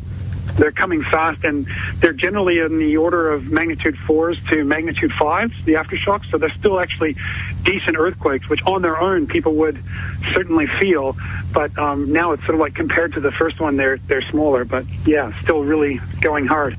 The Department of Foreign Affairs has confirmed that an 18-year-old man from Victoria is one of the people who died in a plane crash on New Zealand's South Island. The light plane crashed while taking off in Fox Glacier, killing the pilot, 4 skydiving instructors and 3 other foreign tourists. The tourists were from Ireland, Germany and the United Kingdom. A spokesman from the department says the Australian High Commission in Wellington is working with authorities to assist the Australian man's family. The SES says Victoria is in the midst of a very serious flood emergency. It's now focusing on the state's northeast as rivers rise due to heavy rainfall, and it's predicting moderate and perhaps even major flooding. 100 homes in Euroa may need to be evacuated, with floodwaters expected to peak around midnight. Earlier today, flash flooding forced the evacuation of some people in the state's central west, including Ballarat and Creswick. Tim Weebush from the SES says people need to be prepared. Victoria is now facing inundation of up to several hundred houses as a result of the rain that we've seen and the rivers that are starting to rise. There will be homes that will be isolated later today, and this may result in some parts of the state over the coming days with up to several thousand people being affected. South Australian power company ETSA has confirmed some homes throughout the state will be without power tonight for the second night in a row. Ned Costello reports. Around 59,000 homes throughout the state are currently without power after gale force winds ripped through the state this afternoon. Wind gusts of over 100 kilometres an hour have been recorded in various locations. Communications manager Sue Philby says customers in the mid-north of the state will be without power for the second night running, and a number of metropolitan suburbs will also be powerless. And we will have customers in the metropolitan area who may be off overnight because we have an extraordinary number of jobs that we're dealing with. ETSA has already restored power to over 30,000 homes. Residents and tourists in southern New South Wales are being told to prepare for extreme weather overnight. The Roads and Traffic Authority is advising motorists to avoid the Snowy Mountains Highway, with severe weather already causing 2 rock slides near Tumut this afternoon. The poor conditions are expected to continue overnight and tomorrow, with winds of up to 130 kilometres an hour predicted in the alpine areas. Police have found a boat belonging to a man who went missing early this morning off the coast near Mount Eliza, southeast of Melbourne. The 32-year-old man was with 2 friends in Davies Bay when the boat they were in capsized about 3 o'clock. The man's friends managed to swim ashore. The boat was found about 5 o'clock this afternoon, 1.5 kilometres away from where the man went missing. Search and rescue teams have been looking for the man all day and will resume their search at first light. Officials from the American Space Agency, NASA, have been advising rescuers in Chile on how to help 33 miners who've been trapped underground for almost a month. They say the men should be given vitamin D to help them cope with the lack of sunlight. NASA team leader Dr. Michael Duncan says it's important that the miners establish a daily routine. Trying to improve the lighting conditions so that there's more of a day-night pattern. We're stressing organization of the miners, the leadership, teams, all in an effort to provide them with as much of a normal structure during this long phase of isolation. A car bomb in the Russian province of Dagestan has injured a regional minister and killed his driver. Police say the bomb had been fixed beneath their car.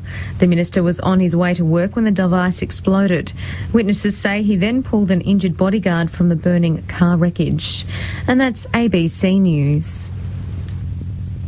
Change your life. Change the planet. Grow organic. Organicgardener.com.au. The team at ABC's Organic Gardener are thrilled to announce the launch of the magazine's new website. In addition to the print magazine, the website will keep you up to date with organic gardening, lifestyle and living. On the new website, you'll find blogs, selected articles from previous issues and practical gardening tips from the Gardening Australia TV show. Visit organicgardener.com.au. Grandstand AFL. Roosted up to pull forward, going back as Lake. He dropped it. Free kick advantage. Clear to Thomas to goal. Khan lays into it. He's got it right to the line and it cleared the back. And last, the major for the Dogs. Toovey beats Higgins to it. Didn't take it cleanly. Pickett to Higgins. Snaps the goal. Got one. They trailed by too many. And pass to Griffin, who's been spectacular. Couple of bounces, gets the half-forward flank. Steers the pass, but over the head of a leading Higgins. The ball goes all the way for a goal. 35 out, no angle, no curse for him. Side bottom, answers a couple of Dogs goals. Grandstand AFL on ABC Local Radio. And it's looking like a Collingwood fairy tale at the MCG. It's the Pies by 32 points at the half-time break. Collingwood 7-15-57, leading the Western Bulldogs 3-7-25. This is Grandstand AFL on ABC Local Radio, News Radio, Grandstand Digital Radio and streaming at abc.net.au. Back to the G shortly, but first a sports update with me, Jack Kerr. And the Air Guitars are out at Subiaco this afternoon after Fremantle beat Hawthorn by 5 goals in the second elimination final. The Dockers never went behind, thanks in part to the Hawks' woeful inaccuracy, but mainly on the back of 3 goals to captain Matthew Pavlich and best on-ground performances by Luke McFarlane and Greg Broughton. For the Hawks, Sam Mitchell was the standout, while Roughhead kicked 4. So Fremantle 14-10-96, defeating Hawthorn 8 goals 16-64. The Dockers now to face Geelong at the MCG on Friday night. Let's have a listen to the thoughts of Docker Matt de Boer.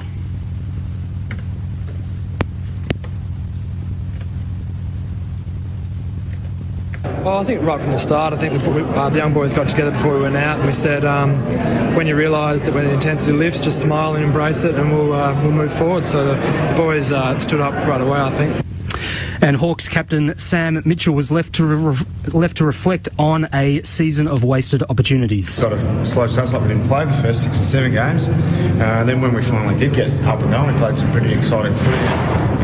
You look back at 1-6 and go, is that what cost us? You look back at maybe the interchange You know, that cost us a home final, that draw against St Kilda. A lot of things to look back on, but unfortunately not going to get any benefit from looking back at any of that stuff, and it's time to look forward.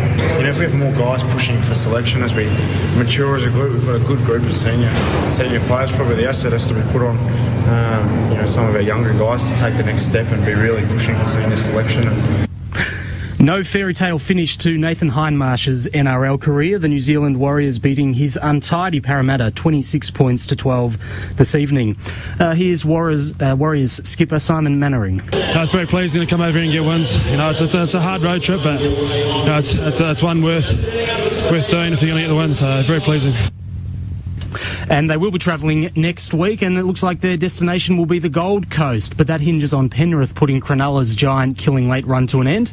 And that's the way it's shaping out so far. Early in the second half, it's Penrith 34 to Cronulla 6.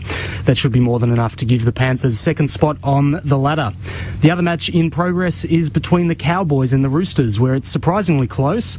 The home team, the Cowboys, 4 points to the Roosters 6. No, they've just got to try and convert it, so the Roosters now 12. The Roosters needing a win there to claim 6th spot on the ladder. To the A-League now, and the wait is over. Here comes the ball from Worm, and there's a header, and it's in the back of the net. Nick Kalmar has come in at the far post for Melbourne Heart.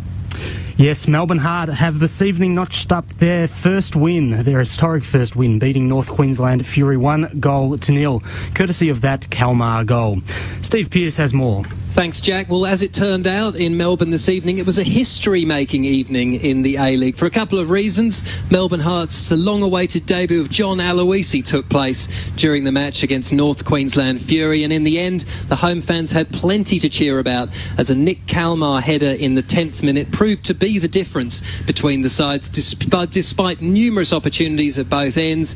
Great goalkeeping and a couple of fluff chances ended with the result of Melbourne Heart winning their first A-League match in this season and in their history by a single goal to nil. Steve Horvat was alongside me in commentary watching the game. Steve, Melbourne Heart deserved winners? Look, they probably not deserved win. North Queensland would feel a little unjust to walk away with nothing to show. They had some great opportunities, but a great historic night for the club and for the league. Melbourne Heart inaugural season, and a great to get their first 3 points in front of their home fans here. You could see the adulation afterwards with the players running to the supporters behind the goal. It meant so much to them, no matter how they got it, but they finally got that first 3 points on the board, which catapults them up into this top 6. And the goal itself worthy of a win? Yeah, definitely. Great build-up. Ritka Worm didn't have a great night tonight, but put a quality ball to the far post. And we spoke about him tonight. Nick Kalmar, a local product of the Victorian Premier League, bopped up at the far post with a great header into the bottom left-hand corner, beating Passfield, who had a great night, along with Clint Bolton. But a great result, and great to see a local product popping up and heading in the winner. There was a great cheer when the eventual winning goal went in, but there was an enormous cheer when John Aloisi ran out onto the pitch into the 72nd minute, replacing Dean Heffernan. There were a couple of chances after that, one indeed for Aloisi himself, where he had almost an open goal. It's just the pass from Gerard Sibon slipped a little bit too far, and the absolute magical moment, the perfect start for John Aloisi, slipped by. But it was a near perfect start for Melbourne Heart in front of their home crowd. They've won their first A-League match. It finished here in round 5. Melbourne Heart 1, North Queensland Fury 0. And that leaves Sydney FC all alone on the bottom of the ladder, and things unlikely to change given the scoreline at the Sydney Football Stadium. The second half has just kicked off there, and it's Adelaide United leading 2-0. Van Dijk putting Adelaide in front after 6 minutes, and Leckie following up on 37. Australia and Switzerland have both wasted golden opportunities in their friendly overnight. They drew 0-0. Scott McDonald proving he can't score for the national side, even with the goal wide open. But the Swiss also wasted opportunities, a second-half penalty whistling into the crowd for them. And also overnight, the Euro 2012 qualifiers kicked off, and Cyprus announced themselves as the one to watch with a thrilling 4-4 draw with Portugal. In the US Open, Samantha Stosur is through to the fourth round. She defeated Italian Sara Errani in straight sets this morning. For now, though, let's go back to the MCG, where it's the Pies by 32 points. Good on you, Jack. 57 plays 25 at half-time. Stan Elves has had a chance to contemplate Mark McClure's thoughts at the half-time break, and Well, I'm trying to temper them. I'm trying to temper them with a no swearing, a bit of positiveness from a Western Bulldogs point of view. But to be quite honest, I find it very difficult to disagree with him. The reality is, if you watch this game just in general, then you glance up at the scoreboard and you just look at the points, and it's 57-25. You just couldn't believe how come the Bulldogs are so close, because in general play they're absolutely being smashed from my point of view in every facet. And then you look at it close and you see the reason is, well, Collingwood 7-15 to 3-7, and again they've probably brought undone their really good play by missing goals, and they haven't all been difficult goals. There were some that they should have kicked and would have kicked, I might suggest, from that point of view. But Collingwood to me have been fantastic. They really have controlled it. Look, to be quite honest, they've been harder at it. They've been harder at it in many instances, and they have exposed some of the Bulldogs players because their hardness, especially when it's been one-on-one coming at one way or the other, they have been the side that's really been the dominant one, and that just sends a terrible message through the whole side from this point of view. I think also the other thing to me has been the fact that they have been prepared to work harder and get more players at the fall of the ball. Their work rate is so much better, and also so often they've called for the ball when a teammate's had it, whereas to me the Bulldogs in many instances have stood around and looked and waited for somebody else to do it. They've been reactionary, and it is an amazing thing to see a Western Bulldogs side that we know can play a certain way, but right at this point of time, really at 6s and 7s, they have been confused, the Western Bulldogs, and they have panicked at times. They've lifted to too few, and we've talked about some of those players from that point of view. I've talked about Griffin, Boyd and Cross working hard. Murphy's really tried to take them across half-back line, but the problem is so often their good work has been brought undone. This Bulldog side is a side that we've come to know in the last few years as a side who prides itself in wonderful disposal, use of the football, which has been fantastic. They have just missed targets time and again, and when they've got into the forward line, and on some occasions when their forwards have got away, they've just missed them by a country mile. Wrong options and things like that really just hurt them. The other thing to me has just been the fact that Collingwood have got their structures right. They know their roles, they're playing their roles, they're playing it to perfection, whereas so often when the ball's gone to certain areas, the Bulldogs are just caught out, and a disappointing thing for me is that that forward setup, there is just nothing down there. Hall is being overrun and jumped over from time to time. I don't know the answer to that. The fact that so often when the ball's gone down, they've just been 6s and 7s. Hall's been outnumbered, but Brad Johnson and Higgins and those good players have just given them nothing. Young Grant is just out of sorts, and so often when you look at some of the stats to give you some idea, Eagleton 3 possessions, Gian Syracuse 5, Young Grant 2, Hall 4, Hargrave 6, Higgins 4. Just got to get a massive lift from those players, and I'm sure that's what Rodney Eade will be doing, because if they don't, I think Western Bulldogs have been embarrassed to half-time, but they could be even more embarrassed come the final siren. Couple of numbers, Jared Cameron. Dane Swan and Scott Pendlebury are the leading ball winners for Collingwood with 17. Dane Swan has had 10 contested possessions, and Scotty Pendlebury had 11 possessions in the second quarter. Nick Maxwell 14, Johnston 13, and for the Western Bulldogs, Griffin 21 disposals at half-time, 15 kicks, of which 11 have been deemed as ineffective, and 6 hand passes. Matthew Boyd 15, Murphy and Cross 14, Lake and Harbrow both 11. Overall, Collingwood 201 disposals to 177. Collingwood have hit the target with their 123 kicks 62% of the time, and the Bulldogs only 49% of the time with their 104 kicks. Their efficiency is 49%. By foot.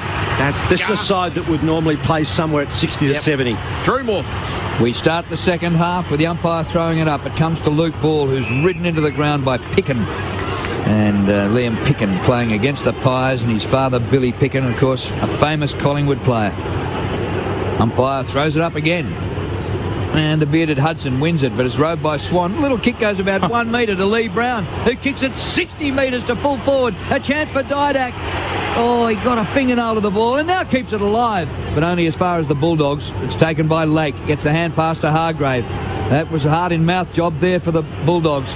And the kick on the bounce is well gathered by Gian Syracuse. Hand pass into Cross, is surrounded by Collingwood players. Draws a few of them, finds Gia. Little kick by Gian Syracuse. Well, that is a half-distance kick that went straight off the side of the boot and straight out of bounds. Appalling free kick to Maxwell. And indicative. Adam and whites. Jared, I've got some more bad news for the Western Bulldogs. I can confirm Barry Hall was reported in the second quarter. It was for abusive language. The Magpies go forward out to the pocket. Lee Brown was the target. He couldn't mark. It's off hands and out of play. It's a fine in Barry Hall's future. Maybe more. Still 32 points. Only a minute or so of the third term. Hudson took it out of the ruck. Hand pass in a hurry. Not to Brad Johnson. Pulled out of there by Tuvey. Hand pass to Jolly. Overran it. Davis whipped it up, but his kick was smothered by Brad Johnson. Ball still loose. Johnson went with the boot. Thomas flung himself at the footy. Crosses dispossessed. Dawes trying to work it out. Dawes still has it. The Big Oak is dragged down. Tuvey in possession as it's called to a halt.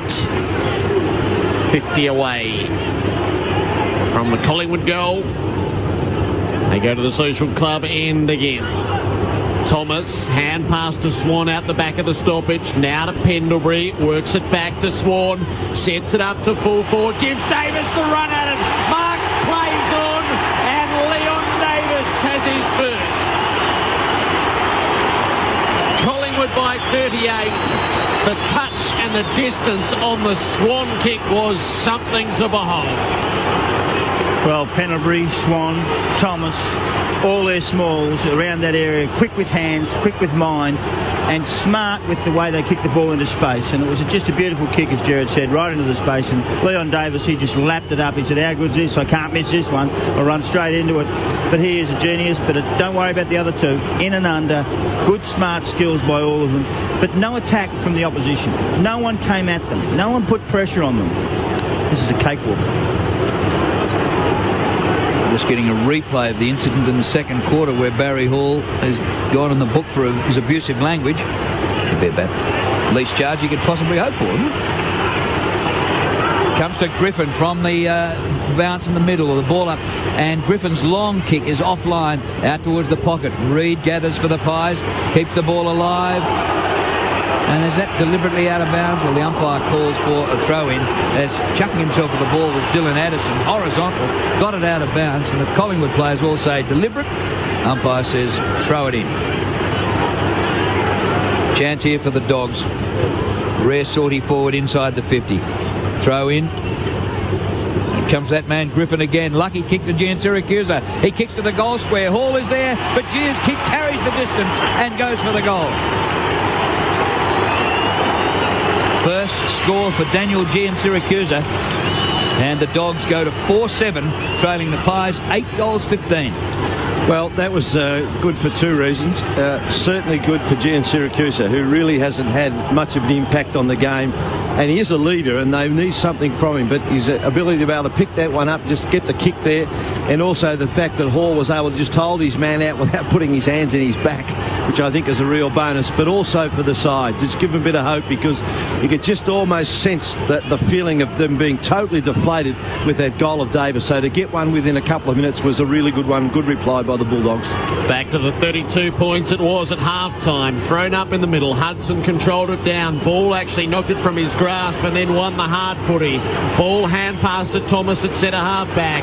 He spreads it out to McCaffer, who'll run the southern wing. Has support from Ben Johnson, who loops it too far for Pendlebury. And there the move breaks down. Cross gets in the way for the Dogs. Hand passed it away to Harbrow. Ran full pelt sideways and delivers out to the broadcast side. It's a bouncing ball that sits into the grasp of Picken. He looks up the centre half forward. Brad Johnson marks. 50 out from goal. Higgins wants it deep.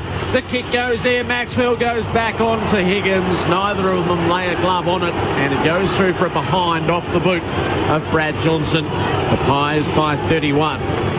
Dale Thomas kicks to himself and then kicks in the direction of Jolly, but it's knocked away by Picken out of bounds, and they've kept it on the forward line, the Dogs. Just showing signs that they're just having a bit of a better go since half-time. Good basic stuff. Punch it back in, keep it in the area, have another chance. Picken straight to the bench. At the throw-in, rowed by Griffin. In the corridor, 30 from goal. Addison goes to ground, loses it to Thomas, who kicks out of defence. It comes to Brad Johnson. Short pass, Grant. Good spoil put on him by Reid. He's a beauty. It comes to Thomas of the Pies. Down the line he goes, and the mark is taken for Collingwood by Chris Dawes in between half-back and wing. Well, closer to half-back. Dawes signalling to kick it long. He'll hug the boundary with his effort. He's looking for Cloak. He has him because Williams stumbled. Cloak approaching half forward. Looks long inside the forward line. Side bottom Davis go back with the flight. It lands in the pocket. Side bottom tried to knock it for Davis. It was cut off by Tim Callan, who kicks in a hurry. Cloak on the follow-up at the 50. Griffin stands against him. Works it forward for Williams, who goes over again. Hand pass to Gilby. Kicks to a one-on-one. Addison and O'Brien actually kicked it away from them. It landed on the boundary and bounced out of play. Tom Williams must have sand shoes on. He just slips over every second. Dunlop volleys, I think. It's 63-32. Boundary throw in at centre wing. Pressure put on by Eagleton. The ball's not coming clear, and the umpire will throw it in the air. Collingwood 8-15 to the Western Bulldogs 4 goals 8. And as silly as it sounds, I suppose if the Dogs kick the next couple of goals, they might give themselves a chance. Thrown up on the logo. Jolly wins the hit out towards the boundary line. Picking first there, but too close to the line, and he takes it over. 7 minutes played in the third quarter. The winner straight on to the preliminary final in a fortnight's time. And it looks like it'll be Collingwood who are the minor premiers. Tonight it's 1 versus 4. Comes to Pendlebury. High hand pass taken by Grant. Little hand pass away to Minson. He hurries it towards centre half forward. Higgins. Through his fingers it goes. O'Brien hits it hard. Well done by Harry. And then he's dispossessed. Well done, Addison. His hand pass knocked down. Pendlebury gathers the crumbs. Gets it back. And Nathan Brown kicks out wide to Alan Didak, who's in plenty of space. Takes a while to get it, but now finds Jolly. Not sure he should go forwards. He goes back to Thomas. Thomas's kick inside the 50. Leon Davis waits down. Williams punches and gets it to the boundary line only just. And it'll be a throw-in. Didak and Gilby into each other away from the ball. Right forward pocket for the Pies. Minson and Jolly form up to contest the throw-in. It's on its way to them. Jolly flat bats it down to Lee Brown, who swings it out of the pack and kicks a pearler. Lee Brown with his second, and the fights are on behind the play. It's Collingwood by 37, 9-15 to 4-8. Because the Pies would be saying to them, how come you can't lay a glove on a 6'5" or a 200 centimetre ruckman who roves the ball? It's just too easy. They just cut them through like butter and they just kill them everywhere. Lee Brown just went through that pack. There was supposed to be a ball up, and what you do around a ball up is you surround it. The doggies don't understand that one. They've forgotten that one. They're trying to get easy balls still. And what happened, Lee Brown just went straight through the front, picked it up, and then waltzed around the back of it without anyone laying a glove on him. Too many broken tackles by the Dogs. Dogs just keep breaking, just can't hold on to anyone. They lose their footing. That's a mental thing. Brown in the ruck, beaten by Minson, but the ball comes to Swan, who won't be getting any Brownlow votes tonight. It's a final, but he's probably racked up enough to win the medal on the Monday of grand final week. The ball goes out wide and is out of bounds at right half forward. 21 disposals for Swan, 16 kicks and 5 hand passes. He's just had a phenomenal season. Here's the throw-in. Lee Brown again against Minson. Minson wins the hit out, straight back towards the boundary line, and we get another throw-in. Lee Brown has kicked 2. In fact, he's the only player on the ground to kick multiple goals. Everyone else has kicked 1. So we've had 13 goals kicked. And Lee Brown, formerly of the Kangaroos and Fremantle. At the throw-in, Ben Johnson goes without the ball. Cross does well to win a hard possession to Boyd to Eagleton. Hurried kick, slews up towards the wing. Here's big Barry Hall. Dispossessed by Nathan Brown, but the Dogs have it again. Harbrow puts a little kick through to half forward. Higgins can't gather. He's trying to paddle to his own advantage. He cannot pick up the ball, but Reid has it for the Pies. They'll link up out of defence. Willingham got hit hard by Addison. Towed off the ground there by Sidebottom. Wins the hand pass to Tuvey. Up to the wing for Thomas. He extends and kicks to half forward. Davis is his target. It clears. He and Callan. Callan trying to get back. Davis kicks it away from him. Lake covers up, pushes it out of play and cleans up Davis in the process. Put him out into the fences wheel. It'll be thrown in right forward pocket. Sean Higgins has had an interrupted second half of the season, and it's just a pity to watch a footballer of such great skills struggling so badly. I don't imagine he can play next week in a cutthroat final. Minson knocks it out the side of the pack. Pendlebury to Swan, screws it around the corner to the teeth of goal, but Lake is camped there waiting for it, and he'll get a 50-metre penalty after the man encroaches over the mark. Pies have kicked 2 goals to 1 in this third quarter in 11 and a half minutes. Lake, after his 50, dishes off to Gilby, who goes out wide, and he finds Hargrave, who just kicks it to space. There's 25 acres of green grass out there. Nearest to it is Maxwell, who actually looked Barry Hall in the eye. Didn't go for the ball. It comes back to Maxwell. Well done, the skipper. Threads out a hand pass, and Collingwood are off and running. Comes to Sidebottom. Approaches the wing. Hand pass over the top to Beams. Bit too far forward of him. But he's got enough teammates there to tidy it up. The hand pass goes back to Tuvey. And back to Sidebottom, who kicks inside the 50. A diving attempt by Cloak. It is knocked away from him towards the boundary line. Well done by Williams. And the ball out of play. Throw in forward pocket. 69-32. And we played 12 minutes third quarter. Thrown in. Jolly from behind. Hudson knocked it down. Beams is onto it against the boundary. Hand passed up to Swan. Couldn't get it over the top to Ball. It's smothered out of play by Gilby. About the same position. 25 around from the goal front. 69 plays 32. Collingwood in the ascendancy. Jolly down to the front. They scrap for it at ground level. Hudson feeds it out. It's cut off though by Beams. He kicks it goal. It's cut off again by Lake, who's camped back on the last line. Hand pass to Griffin. Out now to Eagleton. Looks up the line. That's a kick. It's cleared the play and the race is on. Lee Brown against Cross. Lee Brown's going to beat Cross to this. He gets there first. Shepherds it away from Cross. They hold each other to a standstill. And it will be bounced, and Lee Brown, the trundler, the despised footballer for so long, he is a cult hero with the Magpie fans now. He had too much pace for Cross. He came from second to win the race. He's played the game of his life tonight, Lee Brown. From the stoppage, it comes to Ben Johnson, whose kick is smothered by Minson. I thought the ball was out. Yes, it was. And we'll have a throw in. He's rucked. He's played forward. This is Lee Brown. I can't believe it is Lee Brown. Jonathan Brown. Throw in at half forward. Hudson wins, but straight down to Pendlebury. So what's the point of winning? To Ball. Lee Brown gets another touch. Off to Didak, centre wing. Oh, he just shows them the ball, takes it away from them, puts the ball out in front of Sidebottom. He gathers a beautiful ball below his knees to Ben Johnson inside the centre square. Pass to full forward. Too high for Cloak. Here's Dane Swan. Brownlow and a goal.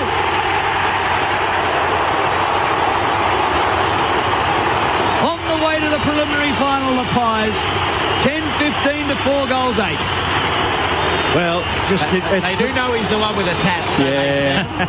Because if they don't, they really should focus in on it. Well, I just give him credit. I think they start on him, but he runs, but also he's smart. He knows where to run. And, he's got the confidence also in his teammates. And I just got to say that while I was watching that brilliant bit of play unfold, I couldn't help but look at number 7 again for Western Bulldogs.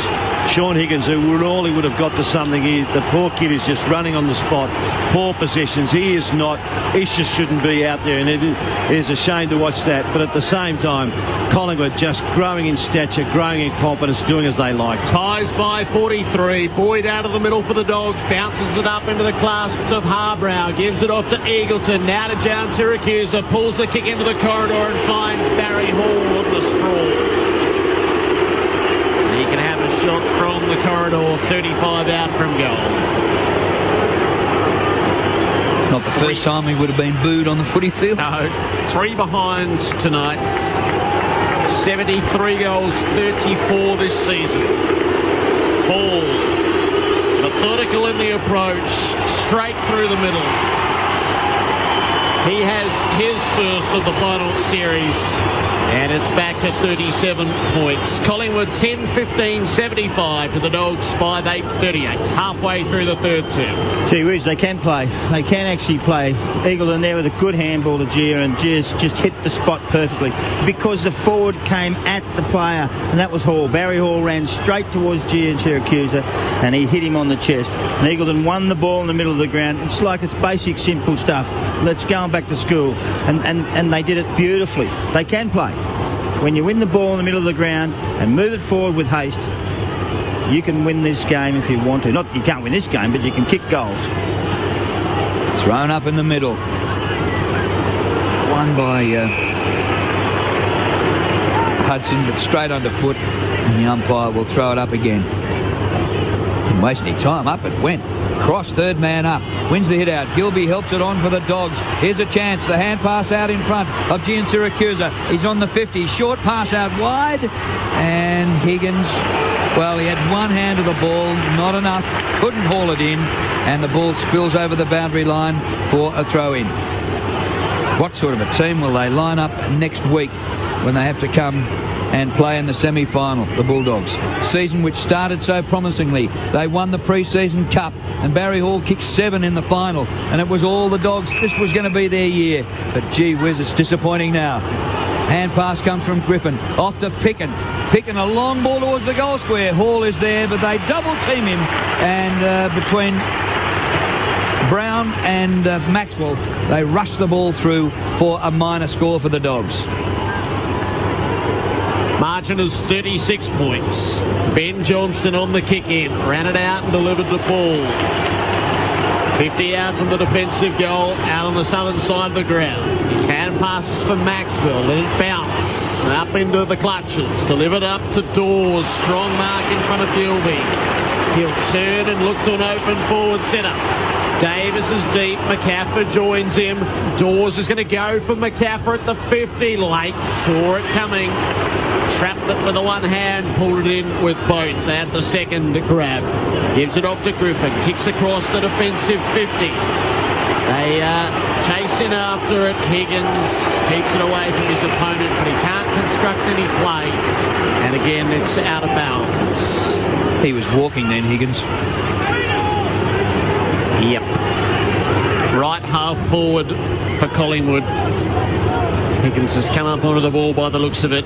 Jolly down to Swan, just back from a breather. Kicks to full forward. Davis one-on-one with Callan. Davis got his hands to it. Didak getting through. Eagleton held him up. Hand pass to Thomas. Flung the boot at it and hit the post. Collingwood by 37. Gee, their small forwards are exciting, aren't they? When the ball rushes in there, they're hard to stop. Stark contrast between them and the Bulldogs forwards. Hargrave kicks to himself and then kicks it straight down the guts, looking for Minson, who was caught behind, but he comes in and throws himself at the ball. O'Brien gets a touch. To Swan, who gets another touch. To Pendlebury, who gets another touch. Little kick, partly smothered. Didak a chance just inside the 50, but Picken hurls himself at the pill with a scrambly old kick. Ball comes out to Boyd. Up the centre wing, Gian Syracuse. He centres the ball. Jared Grant, where have you been all night? 6 goals last week. Hardly a touch tonight. He marks, he bounces, he goes for goal, and he misses to the right-hand side. His second behind. Just 4 possessions tonight for Grant. Whitey. Yeah, Alan Didak was hurt. We know that he's coming with shoulder or chest problems. In that collision before, he's been on his haunches for a good 30 seconds. Beams marked the kick in. Kicked it on for side bottom. He'll cross halfway to Ben Johnson. No, Boyd is able to take the intercepting mark. Hand pass to Murphy. Runs across the southern wing. Kick is for Ben Johnson. Maxwell arrives to spoil. Harbrow's the crummer. Got it back near Brad Johnson. Kicked it off the ground. Cross to Harbrow. Inside the 50. Had a couple to look at. Kicked it to Callan Ward. And with the mark set some 42 or 3 metres away from goal, Ward can contemplate a shot. Kicked 1 goal this season in his 7 games coming in. 45-degree angle to the left. From just inside the 50. Kicked it like a bloke who's kicked 1 goal this season in his 7 games coming in. Booted it out of bounds on the full. It's Collingwood by 36 points. Time on of the third. Harry O kicks in. A half volley pick up by Didak. Brilliant. He kicks down the line. Oh, chance here. And running onto it is Blair to sock it to his own advantage. Taken by Cloak from the logo. He kicks to an open forward line. A chance here for the Pies. Strength by Brown, but no mark. Swan at the front. Davis as well. They both overran. Ball comes to Cross. Hand pass to Boyd. And they're out of trouble. Little kick out to Ward just behind the wing. He kicks to half forward. It opens up, coming back the other way. Gia takes the mark. Hand pass to Brad Johnson. Come on, Jono. He goes for goal on the run. It's right, and it hits the base of the padding on the goalpost and is a behind to the Bullies. You know why G and Syracuse and Johnson were there? Because they didn't follow their men up and chase them out of the back line, out of their forward line. That's why they were there on their own. Collingwood by 35. Pete Shaw marks the kick in. He's having to bounce with every step. Hand passes to Ben Johnson. Kicks around the southern wing. He's seen Luke Ball up ahead. Marks and plays on. Loops it over the top to Beams. Gets it to his boot in a hurry. Out near Lee Brown. Lake covers him up. Knocks it out toward the boundary. And then tackles Brown over the line. Throw it in. They move it from one end to the other. Not a clean passage to goal, though, for the Pies. They'll get the chance to try to construct it from the throw-in. Cloak in the ruck against Hudson. Hudson knocked it down. Cross took the footy. They all wrapped him up. And it is a pack 15 out from the Collingwood goal. 22 played in the third quarter. Collingwood 10-16 to 5-11.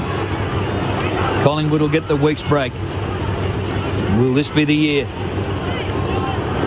From the ball, comes down to Hahn. A shocking hand pass. Missed the target. Close to goal, but they're able to get out of it. Cross. A hand pass to Hargrave, who kicks close to the boundary line. Grant uses his body. Oh, but beautifully played by Maxwell to tap the ball to Tuvey. And he kicks the full forward where the mark has been taken by Jolly. And Jolly, close to goal, will surely kick another for the Pies. Maxwell, he was clever. And Alan Tuvey also underrated, even though this probably hasn't been his most prolific night. But Jolly for goal from about 30 to 35 metres at the city end of the MCG. The kick is left. He's given it the old hook into the trees. Player provisional.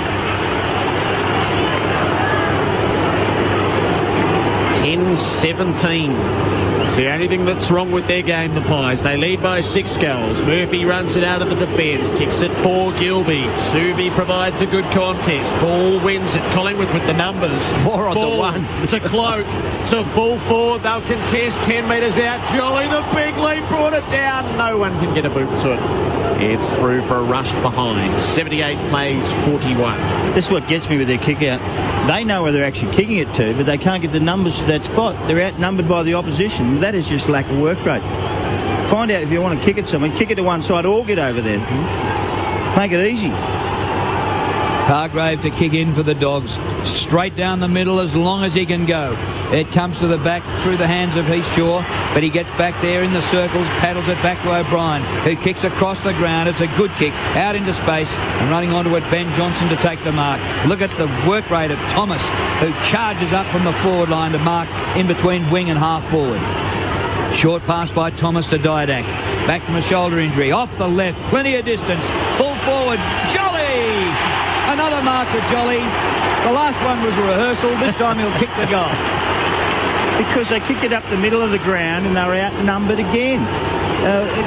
Just don't get their thinking. And then Brian Lake ran off and thought he might get a kick. Just got found out. Were they surprised with the distance that Didak got on the left, sort of on the turn? Here's Jolly. A bit closer this time. Only 15 metres out. Kicks the goal. Pies 11-18. The Dogs 5-11. Well, they're just killing him everywhere. It's the part that gets me is I like the work of Brown and also the captain in Maxwell back in the back half. They haven't got a lot of kicks, but they do everything for the team, and the teamwork is continuing to push the ball back into the forward line. The doggies can't take a trick. Doesn't matter what they do, they just cannot take a trick. They can't get numbers where the ball is. They can't get any. They can't win the ball when it gets there because they're insipid. It's just terrifying to watch. Really, if you're a doggy supporter, the Pies, they're on their way. 26th minute of the third term. The margin is 43 points Collingwood's way. Thrown up, Hudson down to Boyd, breaks a tackle, kicks the Dogs inside the 50. Maxwell favoured by it, and Grant didn't make a contest. The skipper dabs the kick out to Heath Shaw, offloads to Ben Johnson, has a bounce at half-back. His kick was partially smothered. Tuvey on the tidy-up, back to Ben Johnson, on to Thomas, and now to Swan, crosses halfway, kicks it onto the chest of Dawes. He turns and looks and unloads. He's kicked it in the Cloak direction, he's cleared them, and the mark is taken by Tim Callan. And he was met by Cloak after he completed that mark.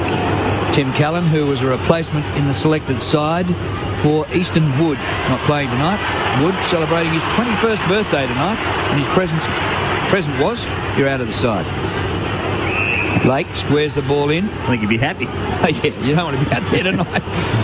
Eagleton gets a hand pass. On the run, Gilby to full forward. Paula, but the mark taken by Brown. Lee Brown again. Away to Shaw. Cloak takes a mark at half-back after the kick by Sidebottom. Cloak finds Dawes. They are cutting them to pieces here. Could this be the year for the Pies? Not only this night. Dawes, the hand pass back to O'Brien. High tackle. No, he shepherded with his arm up. He actually palmed off the would-be tackler with his arm up and has been free kicked. Harry O'Brien. Addison. And the free kick goes to Dylan Addison on the logo, centre wing. Shocking kick straight to Thomas, who marks. He finds Wellingham, but with one hand couldn't stretch high enough to mark, and he's gone down, Sherrod Wellingham. Ankle, he looks as though he might have landed awkwardly, and he's still down in a heap as the Dogs have the ball in midfield. They sort of bumble it up beyond halfway, really. You wouldn't call it any better than that, but there is an in-the-back free kick which goes the way of Gilby. The trainers out to Wellingham. Gilby across the 50. Brad Johnson's camp there. Might have given it to Eagleton, but he didn't. Johnson tries to measure up the pass inside the 50. It bounced before it reached anybody. Gathered by Beams. Out to Nathan Brown. Kicks round the wing. Dogs at least this time have the numbers. Williams keeps it away from Cloak, and Hahn keeps Cloak away from Williams. Kicks it sideways to Cross as they go past the forlorn figure of Wellingham, who has a trainer under either arm and is being carried to the bench. Yes, can't put any weight on that leg. Misdirected kick by the Dogs. Chance for Ben Johnson, but he fumbles as well and is taken over the boundary line by Boyd at half forward. Close to the action is Adam White. Whitey? Yeah, Drew, Wellingham going straight down to the rooms. It's a right ankle or right foot. He just landed really badly on that right leg, and he just couldn't get his footing properly, so straight to the rooms.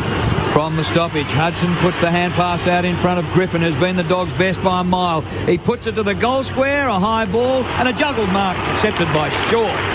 Skill, clever by Heath Shaw. Short pass out of defence, finds Thomas. Told to go on by the umpire. Sweeps it to Swan. Swan back to Thomas. They're absolutely toying with the Dogs. Kick by Thomas with distance. Didak is there. Spoiled by Gilby into about the 5th row of the grandstand, and the umpire will throw it in. It's going to be ankle ligaments, Whitey. And with a week off, I reckon it favours him. Wellingham.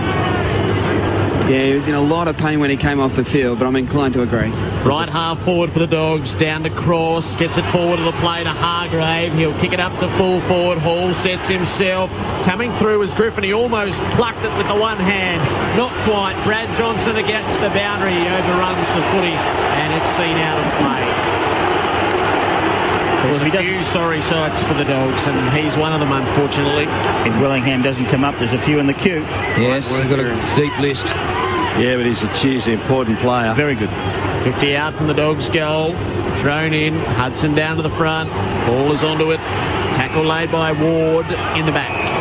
It's Ball's free kick. In this quarter, Daisy Thomas has had 12 possessions, 23 for the game, and Swan 10 this quarter, 27 for the game. Ball. Former Saint kicks the ball backwards to the goal square to Shaw. And then straight up the corridor he goes to Reid.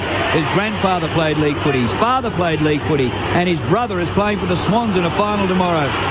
The kick short of centre wing. Comes the Dogs' way. Goes to Gian Siracusa. On the bounce to Eagleton. It's knocked away from him. And another touch for Swan. Goes for the short pass. That's good percentage football. Mark taken by Beams at halfback. Few seconds remaining to the siren at three-quarter time. That's enough for the Dogs. They put the cue back in the rack. And Collingwood go in at three-quarter time. 11-18. Once again, inaccurate kicking. 84. The Dogs 5-11-41. But a margin of 43 at the last change is plenty for the Pies to advance to a preliminary final. Goal kickers for Collingwood. Lee Brown has 2. Dane Swan has 2. And the spread of goal kickers see all these blokes with 1 each. Davis, Pendlebury, Thomas, Jolly, Sidebottom, Dawes and Cloak. And for the Bulldogs, they've kicked 5 lousy goals for the night. 1 each for Higgins, Hahn, Gian Siracusa, Griffin and Hall. Barry Hall, 1 goal, 3 tonight and reported for abusive language. At the last change, it is Collingwood 11-18-84 to the Dogs 5-11-41. Couple of other scores in the A-League. Adelaide United 3 leads Sydney FC 1. That is late in that game. And in the NRL, the final scores tonight: New Zealand Warriors 26 beat Parramatta 12. Sydney 18 defeated North Queensland 8. And Penrith 50 walloped Cronulla 12. Collingwood by 43 on Grandstand AFL here on ABC Local Radio, News Radio and Digital Radio. Great Australian Rabbit Stories from ABC Books is a marvellous collection of true life tales that give a remarkable insight into life on the land, as seen through the eyes of those who've been at the front line of Australia's relentless battle with the rabbit. Full of heart, humour, sadness and adventure, these stories perfectly capture the Aussie spirit. Great Australian Rabbit Stories is available now from ABC shops, centres, good bookshops and online. Grandstand AFL. Thomas, hand pass to Swan out the back of the stoppage. Now to Pendlebury, works it back to Swan, sends it up to full forward, gives Davis the run at it. Mark plays on, and Leon Davis has his first. Jolly flat bats it down to Lee Brown, who swings it out of the pack and kicks a curler. He gathers a beautiful ball below his knees to Ben Johnson inside the centre square, past the full forward, too high for Club. Here's Dane Swan, Brownlow and a goal. On the way to the preliminary final, the Pies. Gives it off to Eagleton, now to down Syracuse, pulls the kick into the corridor and finds Barry Hall on the sprawl. Methodical in the approach, straight through the middle. Grandstand AFL on ABC Local Radio. Magpies by 43 at three-quarter time. Stan Alves and Mark McClure. Well, this quarter in many ways was probably much of the same of what we saw in the first half. Although I might add, I thought that the Bulldogs and a number of the Bulldogs players really tried to lift their intensity. But the truth of the matter is that Collingwood just had the answers no matter what they did. They were fantastic. One of the things that is really standing out in this game is just the marked contrast in use of the footy. And I'm just eliminating kicks on goals here, which is the only thing holding Collingwood back. And I think especially the on-ballers, the thing that's standing out to me is that Western Bulldogs will just fight like Billy O to win the footy, but when they get it, it's just a kick, it's a bang it forward in hope, and it's just money for old rope for the Collingwood defence. They are so much on top, they're just sitting back, reading it and staying their rebound, whereas the Collingwood on-ballers, at the vision, the ability to get the footy, whether it's long or whether it's short, it might be little half kicks or whatever, it's the vision and getting it the other one. I think there's two things in that. Firstly, the player who's got the ball, he's got to be able to do something with it, but the second thing is the smarts of the Collingwood players to put themselves in a position to be able to read it. By that, the Collingwood player will just, as soon as he lifts his eyes, players, there are options and there are somebody to go to, and they're just absolutely sensational in that way and those things. I think that the downside, though, is really going to be the Wellingham one. I rate him so importantly, the fact they've lost him in there, and I hope it's a minor one. Let me tell you that, because you talk about ankle injuries, but ankle injuries can be terribly, terribly difficult to get over because they carry so much weight on the body. So I just hope it's not a real severe one for him in that way. But look, apart from that, just Collingwood, every area you want to look at, they are just playing super football, and they've turned the Western Bulldogs, unfortunately, into a rabble. Adam White, you've just had a bit of a think about what you know about Sharad Wellingham from the year. Yeah, look, Sharad Wellingham is down. They're assessing the injury. My memory recalls that he's had problems with a foot injury this year. He missed games in the middle of the season, so I'm not sure whether it's an aggravation of an existing injury or whether this is actually a new one. I'm not sure, Joe, whether you recall, but I reckon he's had foot problems before. So yeah, he was definitely in doubt. He came back for the Geelong game after missing at least one. Yeah, but he did roll it in that incident. Yeah, no doubt. But it's one of those things that often the foot is actually weaker, and that's what worries you, because it was such what worries you was such a simple thing. That's exactly that's what indicates that there is a problem there, because it was a healthy one. You couldn't believe that what happened. A bloke by himself really just goes down the ground, that it would have that effect. And I guess the other question too to stand a mark is, with all those Western Bulldogs players that were under injury clouds during the week, I mean, does Rocketee take them off with 15-20 minutes to go and get them ready for next week? I mean, we're looking now to see Brad Johnson and Sean Higgins, two of those players that were in doubt, coming to the bench to start the last quarter. But there's lots of other ones as well, and it's a question of whether when they start preparing for next week. Forget the injured players. I wouldn't play them. I'd pick the best kids, the fittest kids, the strongest kids, the ones with the most character, and find out about them, because they can't win the premiership, these blokes. And find out about next year whether or not you want to be a part of this side. And that's what Rocket needs to do, because he's picked all the wrong ones. Well, one is Brodie Moles, who was a mature age recruit in his first season. He's had a good season. How he wasn't in the starting 22 tonight, I don't know. They picked a bloke who played 3 games in 2 years. Just individually, Jared, who's leading the way? Dane Swan had 12 possessions in that quarter for 29, Pendlebury 24, Thomas 23, and for the Bulldogs, Ryan Griffin has also had 29 possessions, Cross 23 and Boyd 21. We'll get the full statistical picture of Collingwood's domination after the final siren. Players heading to their positions to begin in the final term. It's Collingwood by 43 points. And we're underway. They're finishing off to the punt road end. Minson wins the opening tap for the Dogs. Down to Boyd. Kicks a high ball which floats out wide at right half forward. Cut off by Ben Johnson of Collingwood. Hand passes to Reid. Hoofs it down the line. Mightn't reach Dawes. Getting in the way was Callan. Wins a hard footy. Sends it high to a 4-on-1 Harbrow, and they're all taller than him. That's not going to be that helpful. Reid is able to pull it away. Sends the pies to half forward. Cloak can't mark. Gilby's on the mop up for the Dogs against the boundary. Hand pass to Williams. Caught the tackle. Round to Hahn. Fires it off to Callan. They get out of half back foot for how long? Jolly's camped on the wing against Pickett. Horrible mismatch. And the taller man takes the mark. Gee, it's a good combo, isn't it? Lee Brown and Jolly in the ruck. Here's Jolly on the logo centre wing. He hoists it high towards half forward. And 2 Dogs there muck each other up. It comes to Hahn, who under pressure kicks the ball out of bounds on the full, if it wasn't out before it hit his boot. And good pressure put on by Dawes, and it's going to be a Collingwood free kick to be taken by Dane Swan. Swan just outside of half forward. Delivers the pass in, and McCaffer takes the mark. In his 23rd game. All of them in front of big crowds. Kicked by McCaffer. Forward pocket. Oh, Brown pulls in a one-hander. He is doing everything. Lee Brown, party trick. And that's the area, Drew, though. They're actually getting smashed in the ruck. 43 to 15 the hit out, but it's around the ground.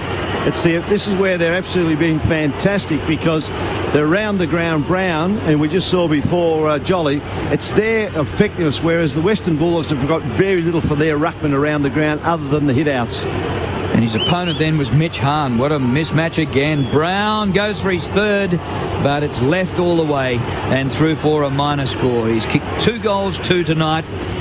And I think if he was honest with himself, he'd probably have to say, this is the best night I've had at the footy.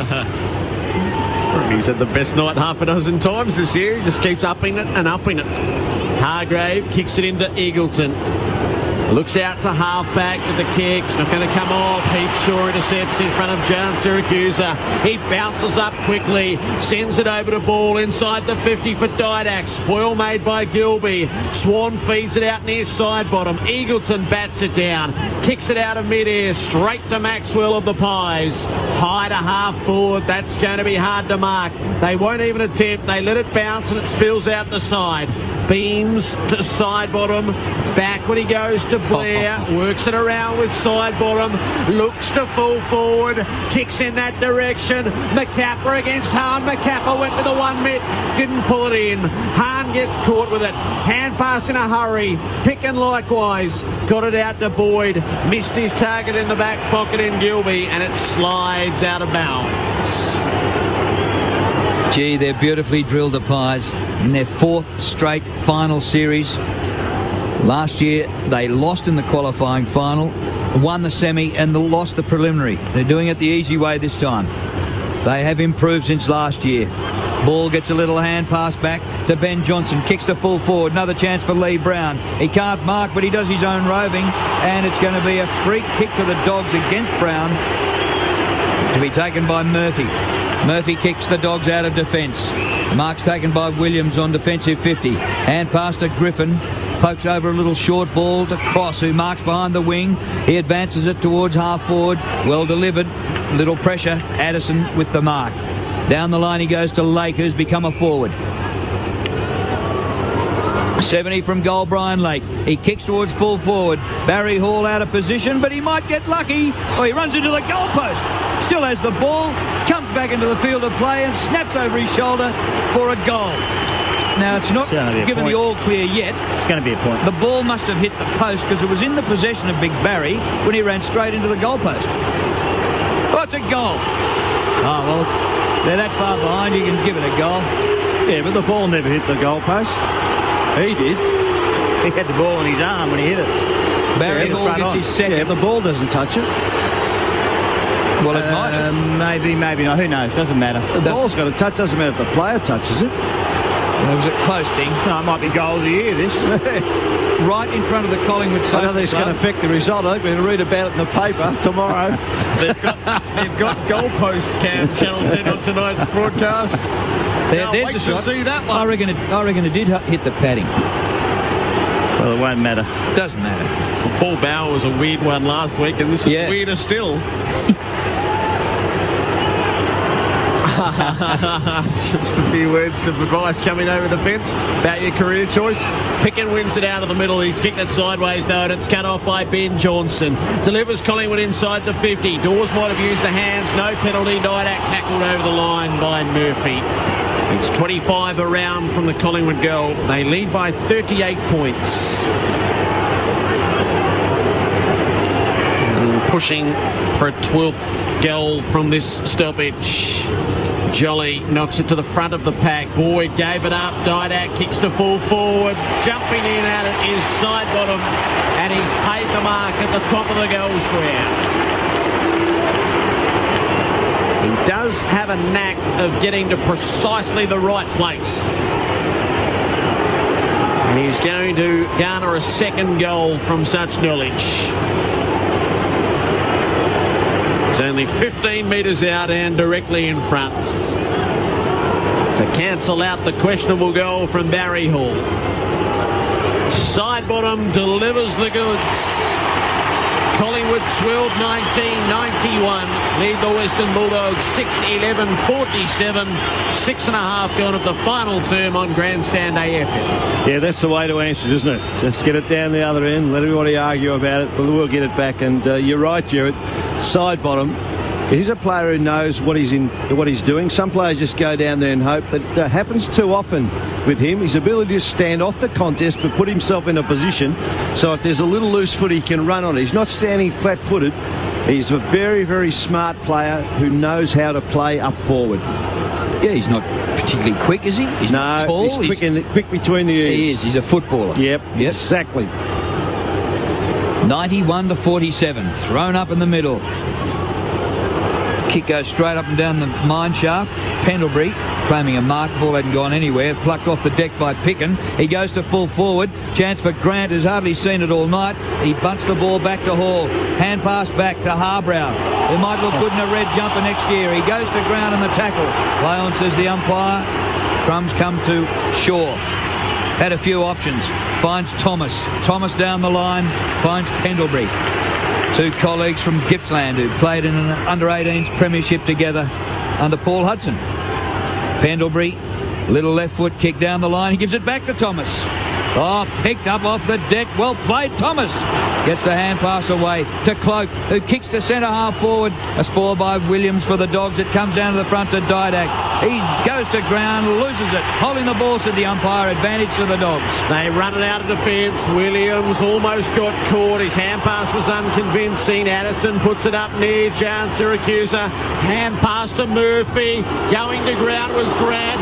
Mark dropped by Tuvey. Grant gets a second look. Hand pass to Addison, who swings it at goal. It's all in the bounce, and it bounces away from the goals. Through for a behind. Collingwood by 43. Just one goal each in this last quarter, and we've played 8.5 minutes. Heath Shaw kicks a bullet to O'Brien, who takes the mark. Still inside defensive 50. Sweeps the hand pass to Nathan Brown. Hand pass back to Shaw. Good foot disposal. Mark taken by Maxwell. Hand pass to Thomas. Forward to the wing. Floats the hand pass up to Didak. This will be something. He is 78. He goes for the torp. He's hit it pretty hard. Jolly a chance on the edge of the square. Any amount of pies there. Dawes is there. But it comes off his hand and goes through for a behind. Not Didak's finest torp. But anyway, great to watch. 12-20 to 6-12. The rest of them won't like that. It's selfish by Didak to do that. I know we'd enjoy it and all those sorts of things, but not in the rules for this team. Didak to go for a talk. Gilby called to kick it in. He goes straight up the middle looking for Harbrow. It's through his fingers to pick into Murphy. Two-man tackle. Got stuck by Maxwell and Shaw. And Holden in his tracks.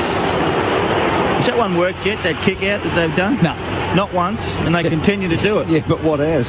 No. Thrown up inside the centre square. Hudson the tap. Lee Brown the follow-up. Tackles are laid. We'll try again. At least it's a kick and a bit from goal. Yeah, but just go straight back in every time. I know. Brad Johnson just to the right-hand side of the stoppage. Hudson knocks it down. Shark by ball to Pendlebury, to Heath Shaw. Kicks to full forward. Dawes jumps at it. Harm the late spoil. Blair's on the mop-up. Swings it onto the right boot. Not to be. His second behind of the evening. Collingwood's 21st. 12 goals, 21. 93. They lead the Bulldogs by 45 points. That has got to be the one concern about them. You know, the last 3 weeks, their kicking for goal has been appalling, and here they've done it again in their first final. Gilby kicks in. Pack gathers. Lee Brown crashes the ball forward. It comes to Thomas. Unbelievable. Little kick by Thomas. A dive by Jolly. Couldn't quite get there, and it's paddled over the boundary line by Gilbert. And the Collingwood fans say that is deliberate, but the umpire says boundary throw-in. Adam White. Collingwood's so good at defending kickings because they kick so many behinds, they get so many opportunities. Well, there's a very good point. They get a lot of practice. A fine point you make. At the boundary throw-in. Dead heat. Ball not going anywhere. And umpire Michael Vozzo calls for it. We're at the 11-minute mark of the last quarter. 93 to 48. The Pies going to the preliminary final. The restart will happen 35 out from the Collingwood goal. Thrown in the air, cross, knocks it clear of the pack, but only as far as Swan, who loops around on the left boot, looks for a target, didn't find one. Griffin dropped the mark under pressure from McCaffer. Hargrave helps him out. Hand passed it around to Gilby, to Brad Johnson, and out to Murphy. Hand pass to Hargrave, off halfback, delivers to Lake. Really good spoil made from Ben Reid with good closing speed and excellent anticipation. Put his fist on it and saw it out of bounds. Brad Johnson's getting a Bronx cheer when he gets a rare touch. It's sad to see or hear it for a champ of the game. Well, he shouldn't be playing at the moment. It's not right. Thrown in under the broadcast position. Pickin got it from the stoppage. Hand pass to Griffin. Arched the back. Got away from Swan. Had 2 bounces. Hand pass to Higgins. Thomas comes at him. Higgins is lost. He's pushed off his kick and it flops out into the pocket. Maxwell repels. Delivers out for Ball. Collingwood set up deep. Ball delivers in the cloak direction. Bit too much on the kick. And it will skid out toward the boundary. Addison should trap it. And he's got a few options going backward. The first of those is Hahn. There's something. Ball kicked it too far. Hahn from the back pocket. Back to centre wing. Any amount of pies. Jolly takes the mark. Hand pass to Didak before he even hit the ground. But Didak was under pressure. And the ball finishes up over the boundary line for a throw-in. One thing about Rodney Eade, he this year has become the coach who has coached the most games without a premiership. He's gone past Bob Rose.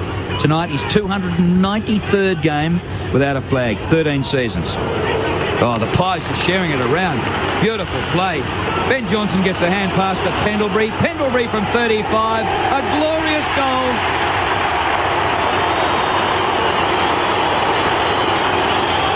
Pendlebury's second. The manner of the setup was just a treat to watch. I was talking rubbish while about 15 blokes had a touch. Collingwood 13-21 to the Dogs 6-12. Started with Ball in there, in and under, won the ball out, over to Johnson, one of his mates, and then to Pendlebury, who's become one of the elite players in the midfield in this competition. One of the reasons why Collingwood are a super side. He has changed and transformed that midfield with Swan into just a machine, and they are just outstanding. They're on their way. They're on their way to the grand final, I believe. I don't know who's going to surpass them in any way, but they are just great to watch. They're exciting.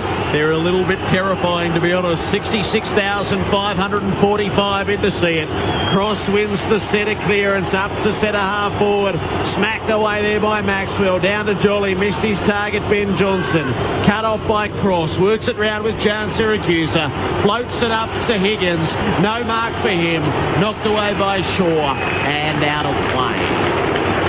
So 66,000 tonight, 65 here last night, 42,000 at Subiaco. I don't suppose we'll get terrific numbers at the Olympic Stadium tomorrow, but plenty in to see the first week of the finals.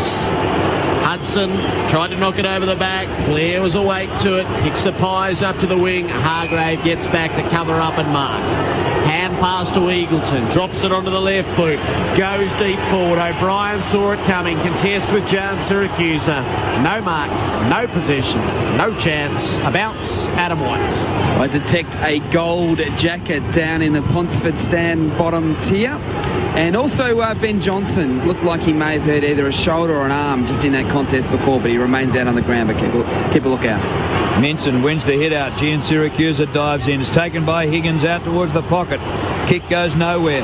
Beautifully gathered by Shaw. Blind turn out of trouble. It spills to Gian Siracusa, who kicks for goal. Chopped off in the goal square by Swan, who kicks the Pies out of trouble. Close to the boundary line, Didak attempts a soccer, and it bounces off Rob Murphy and goes out of bounds for a throw-in.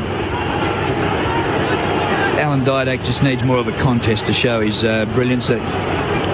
You know, he had the torp on the run.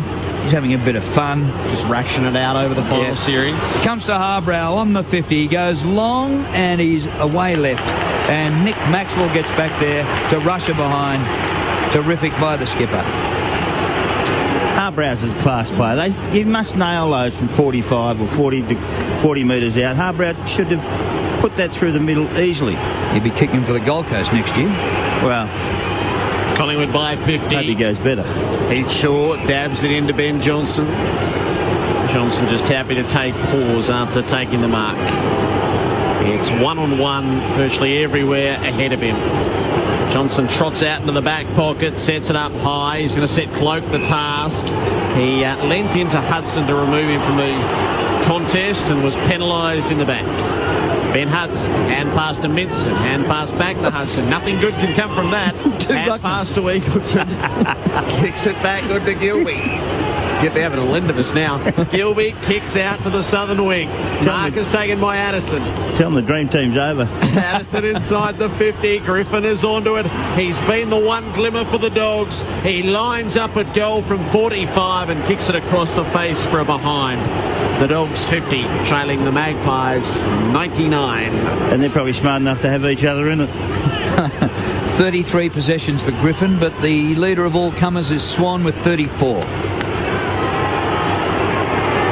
It's just automatic. Swan gets over 30 every game. Ben Johnson kicks over half-back. Jolly hands to it, but can't take the mark. At the back of him, Lake. Whatever his name is. Harris. Lake. Up to Johnson. Oh, Jono. He's kicked it 2 metres and then goes off the ground. Griffin drops one. They're inside the 50, the Dogs, and they're going to get a free kick here. Bit of a charity. And Griffin will kick for goal from about 40 metres out right in front. Seriously, this is not right. Brad Johnson playing. He should not be out there. This is a sad state of affairs. He's not right, and you've got to stop people from playing sometimes. You are not up to it at this stage. So Ryan Griffin kicked it behind a minute ago. He's kicked 1-2 tonight. Been their best. Kicks from 48. That is class. That is a beautiful kick. Well, he signed on the dotted line this week. If he'd left it until Monday, he might have got a few more bob because he's been sensational. The Pies 13-21, the Dogs 7-14. Whitey. Ben Johnson has come off, just favouring that right arm. I think more than anything else, just a stinger. Just on Brad Johnson, you know there's problems that when he did the warm-up tonight, he did it in runners. Now, you often see players doing training sessions in runners, but not the warm-up, which just shows how dicey it is that he's playing at all. There's some big decisions to be made at the kennel during the week. They can't front up with a lame team in a cutthroat semi-final and risk straight sets. You've got to go for your fit blokes, and if that means retiring legends, well, so be it. They crash in the ruck. Hudson with a tap. He tries to win it underfoot, feeds it out, but Blair's all over it for Collingwood, and he slips under the tackle of Picken. His kick's no good, though. Brad Johnson has moved to half-back. I don't like that at all, the Bronx cheering. He takes the mark at half-back, delivers up to Jan Siracusa. Magpie fans are going to have a lot to cheer about in the next 3 weeks. A little bit of dignity wouldn't go astray. The kick up to half-forward. It's cut off by Lee Brown, who kicks it sideways to Shaw. Delivers out now to O'Brien. Looks up the line and unloads as best he can. He's got Thomas. Yes, he found him. Still 2 kicks out from goal. Cloak's on the lead. Williams is with him. Williams does enough to keep it away from the forward and punch it out of play.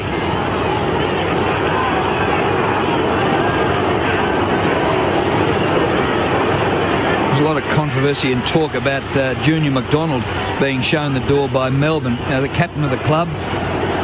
But sometimes hard decisions have to be made.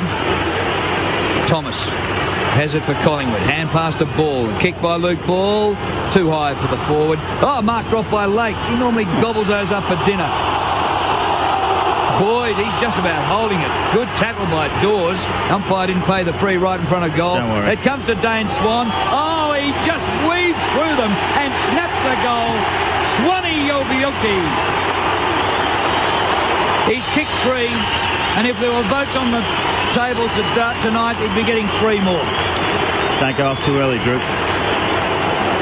No doubt he is one of the great players, and tonight he's again led the way. He's had over 30-odd possessions, 35, 36, 37, who cares? He probably had 45 by the end of it. He just keeps racking them up. But he doesn't get them in cheap spots. He gets to the right spot. He's down back helping. He's up in the forward line hitting top of packs. He gets him in the midfield, and they're contested possessions all the time. Superstar. He will win the Brownlow, and if he does it, there should be an inquiry into it. That was a signature moment. Splendid goal. Collingwood 105, the Bulldogs 56. We're into time on at the final term. From the centre clearance, it's booted off the ground out toward the members' wing. Eagleton leads the chase. Ben Johnson shoves him in the back. No free kick, it's out of bounds. How many for Swan, Jared? Swan's up to 35. 18 contested possessions. Harbrow's now gone to Swan. Minson wrestles his way to the front to win a tap. Down near Picken. Feeds the hand pass out to Ward. On to Hargrave. Kicks around the boundary. It lands right on the chalk. And will be tossed in at right half forward for the Dogs. Johnson grimacing with every step he's taken. He is severely hobbled with the Achilles injury. And I highly fancy that this is the last of his 362 games tonight. Cross, sweeps it to the back on the tap, but onto it is ball. Collingwood go forward, Dawes. It's wide open ahead. Hand pass to Thomas. Checks the kick for Didak. It just has to sit. It won't. Dids gets it anyway. Onto the left boot and kicks the goal. That's all cream for the Pies. 15-21, 111. It's rapturous applause around the G. The Bulldogs 7-14-56. Well, just sensational bit of play in every shape and form. Win the hard ball, give it out to your running players. Players looking up. Thomas looks, pops it out the front. He's got a couple of options. One was the magic man. There's no doubt about that in Didak, but he was well covered, I thought, by side bottom, who was protecting him. The ball does a little break to the left, only so we can get a glimpse of the great talent of Didak, who kicks it around the body. Hudson palms it down. They've lost ground though. The hand pass comes forward to Cross near the circles. Little hand pass to Harbrow, but he's pinched of the robbed of the ball by Thomas, who goes for a running bounce and kicks the full forward, and McCaffer gets on the end of it and takes the mark. Well, he's missed the party so far, Brent McCaffer. He's had a pretty quiet night and is scoreless tonight. How many, Jeff? 7 possessions, 4 kicks and 3 hand passes. That is a quiet night. Now here he is, about 45-degree angle and about 40 metres from goal. 111-56. Nearly double their opponent's score. McCaffer. Oh, it looks pretty good. Gee, they got excited behind for a little while, but it is a behind. So now they are exactly double their opponent's score, 112-56, 15-22-7-14. Griffin has gone to the bench and they've strapped a big bag of ice onto his knee. Hargrave on the long kick out into the middle. Jan Siracusa makes the contest. Hand pass to Higgins, over his head to Cross, put him under the pump, work the hand pass out to Ward, on to Gia, further afield to Picken, looks to the 50, gives it to Higgins. Higgins gets his kick away, it bumbles at goal, it straightens, it dips, and it finds the major opening. Sean Higgins with a belated goal for the Dogs. It's back to 50 points. We'll hope that Griffin, that is just pulling stumps 6 minutes early, and that's the start of his rehab on his knee, because it's a giant ice pack that's gone on, and that is the knee that's caused him trouble during the week. Hasn't had a great night, Griffin, but finished... Oh, not Griffin, I'm sorry. Higgins hasn't had a great night, but that was set up because of good run through the middle of the ground. Some good handball, good run, and Picken to put it out in front of him, and Higgins to run into a goal there. Look, it's been a dirty night for them all, but you need to hold your head up. You've got another game ahead of you, and you've got to stand up and fight for that one as well, even though you've lost a little bit of dignity tonight. Well, Barry Hall came to the bench, and guess who came on? Brad Johnson. What for? Kick up towards half forward for the Dogs. Maxwell's been superb, just clean as a whistle back there. Out wide to Lee Brown, off to Ben Johnson. He's kicked to half forward, a punch forward by Hahn, but straight to Pendlebury. It sets up for the Pies. Blair, the kick down towards the pocket. Here comes Didak, running away from goal. Oh, he gathers, he's near the boundary line. He goes for the... Oh! He kicked it! A phenomenal goal by Alan Didak. He actually looked up as though he was going to give it off, and he said, "No, I'm going to kick the goal of the year." He couldn't see anyone inside. There was nobody there. No, he really wanted to give it to somebody else. He did. It was his first thought. He looked, and there was not an option. It's what I've got to do. But boy, oh boy, thank God there wasn't an option, because it was nearly worthwhile tonight to come through. The game has been bereft of a lot of great play tonight. It's been a workman, tradesman-like performance. But boy, that was icing on the cake. And And it was worthy of a standing ovation from the Pies fans who have just seen it again. Didak's kicked 2 and Swan 1 in this final term, and they have been splendid. It's Collingwood by 56, showing us all the tricks late. The Dogs mauled up to half forward. It's cut off by Maxwell and into a bounce. Tell you, they have a great time up the forward line because of that bloke, Maxwell. He is absolutely sensational down back. They're just impossible not to like the way they play, even though genetically we're coded to despise them. Harbrow gets it from Brad Johnson and kicks it out on the full. So the Pies will get it back in the right back pocket. You've got to love the way they play. Oh, yeah. That's the thing, isn't it? You love the way they play. They are a very good team. Reid long into the field of play. Hudson marks over the top of Thomas. There's another player who can hold his head up high. He's really battled well. Ben Hudson, 65 out from the Dogs' goal. Hall is leading into the pocket. Grant a bit shallower. The kicks for Higgins. Pick and flies. No mark. Tooby's onto it quickly. Swift hands through Pendlebury and now to Maxwell. Directs the traffic beautifully to left half back. Mark taken by McCaffer. Didak trots up to the wing. The kick is shorter than that to Heath Shaw. He's 70 from the defensive goal. And in no hurry, he's got options backwards and sideways. Kicks for Reid, who'll go back across the face of goal for Swan. It's a mighty cheer every time he gets near it. Kicks it to Reid.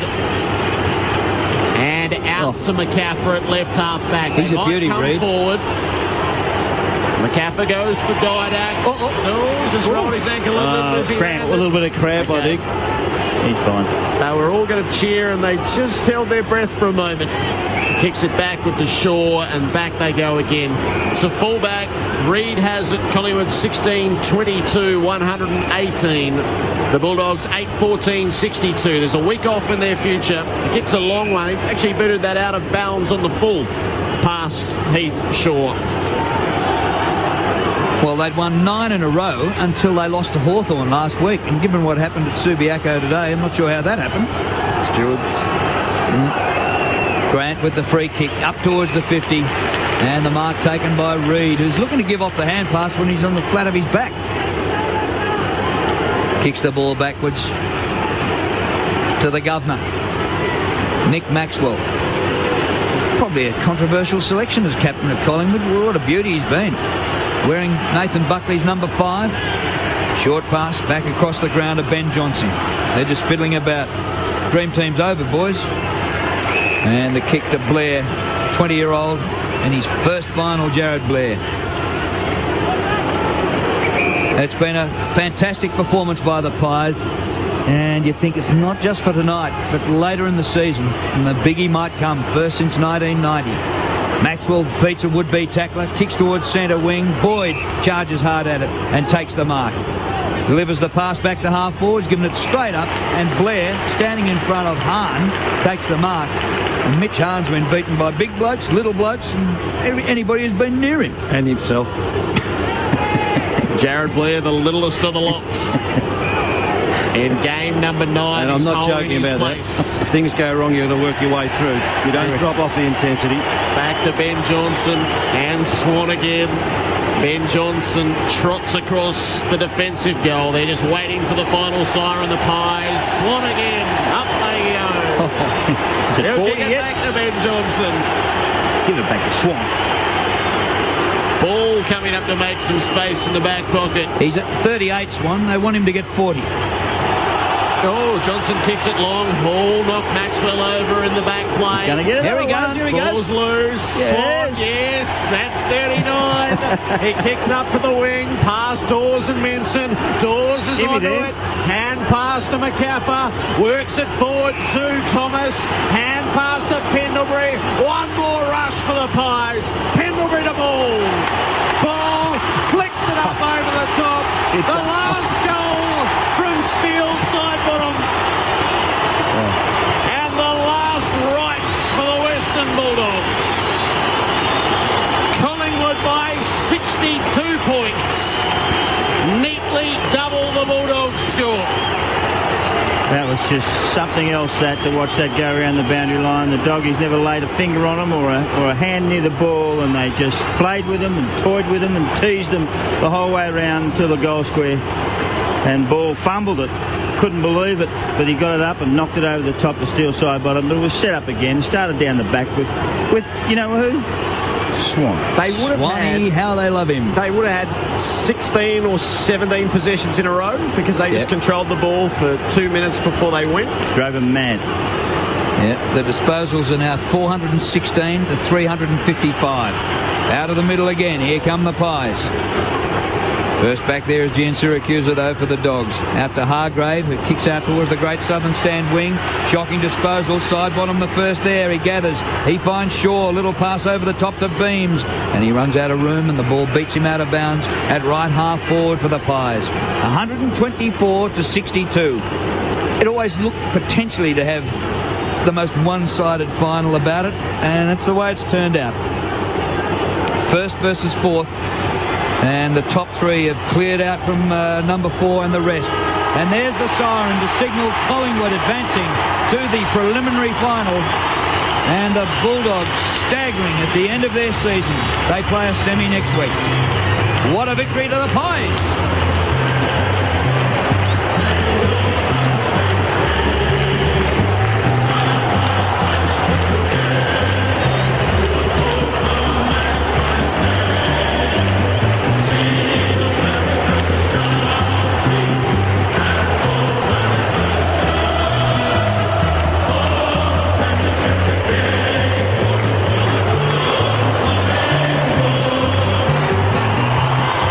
Imagine houses around the country, people in trucks, people in cars, singing along. The country's full of Collingwood supporters, and boy, are they up and about. People in bars, people behind bars. Hang on. 17-22, 124 to 8-14, 62. Sing along if you like. Not necessarily the views of the management. I'm with you.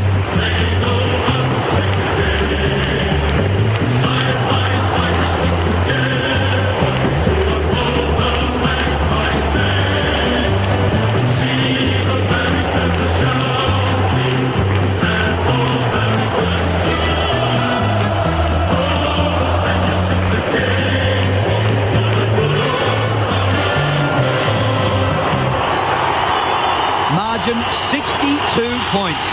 And it could have been 100 had the Pies kicked straighter. 17-22, 124 to the Dogs, 8-14, 62. For Collingwood, Steele side bottom kicked 3 goals. Dane Swan, magnificent. He kicked 3 goals. Didak 2, both in the last quarter. Lee Brown kicked 2. And singles for Davis, Dale Thomas, Jolly, Dawes and Cloak. And for the Bulldogs, very disappointing. Griffin 2, Hall 2, Higgins 2, singles for Hahn and Gian Siracusa. 62 points. Collingwood win by, and they are now the half of the draw confirmed with Geelong and Fremantle, who will play a semi-final, and the winner goes on to the daunting task of facing the team that looks every inch the best in it. 124 to 62, they file off the Pies. The Bulldogs were a sorry lot as they left. Brad Johnson just toward the back of the group, head down as he left the field. Well, for years the song has said the premiership is a cakewalk, and for many years the cake has fallen flat on its face. But is this the year when it might be a cakewalk? They are looking the goods. They finished on top. They've won the first final, the qualifying final. Who can stop this force that is Collingwood? Adam White's in the Collingwood rooms. When they get there, we'll join him. Mark McClure, start your summary. Oh, outstanding. Love the way they go about it. They are exciting to the max. They play like their lives depend on it. And if you're going to win one of these, that's what you need to do. They're consistent, they're predictable, they're honest, they're selfless to the max. And that's to the Nick Maxwell. He is the most selfless player in their team, and it was actually a great choice for captain, because that's what they need to do to win premierships. Be selfless. They don't get ahead of themselves. They're pulled up pretty quickly if they do that. The rules are set. You know, if you don't do the above, you don't play. Look out the rest. That's what I say. I mean, I think everyone on this ground and everyone who watched on TV would think exactly the same. They are red hot for the finals. Well, Rocket Eade, he learned a lesson tonight. I thought he knew it already. Do not play injured players. You know, you've got to pick fit, strong individuals with attitude, character, and able to execute on match day. Tonight, they didn't have that. They need to go home and lick their wounds, pick themselves up, get some resolve for next week, and find out who actually wants to be out there and play. And on Brad Johnson's part, it was sad to see. And there'd be no shame if Brad Johnson retired early this week, because he's been outstanding and he stood for that club for a hell of a long time. Do not let him play in this way. I reckon a lot of people will feel like that after what we've seen tonight. It's no disrespect to him. In fact, it's because we admire him and have enjoyed his work for so long. Into the Collingwood rooms, Whitey. It's a big crowd, a huge crowd inside the rooms apart from the players. Now they all link arms. Listen to this.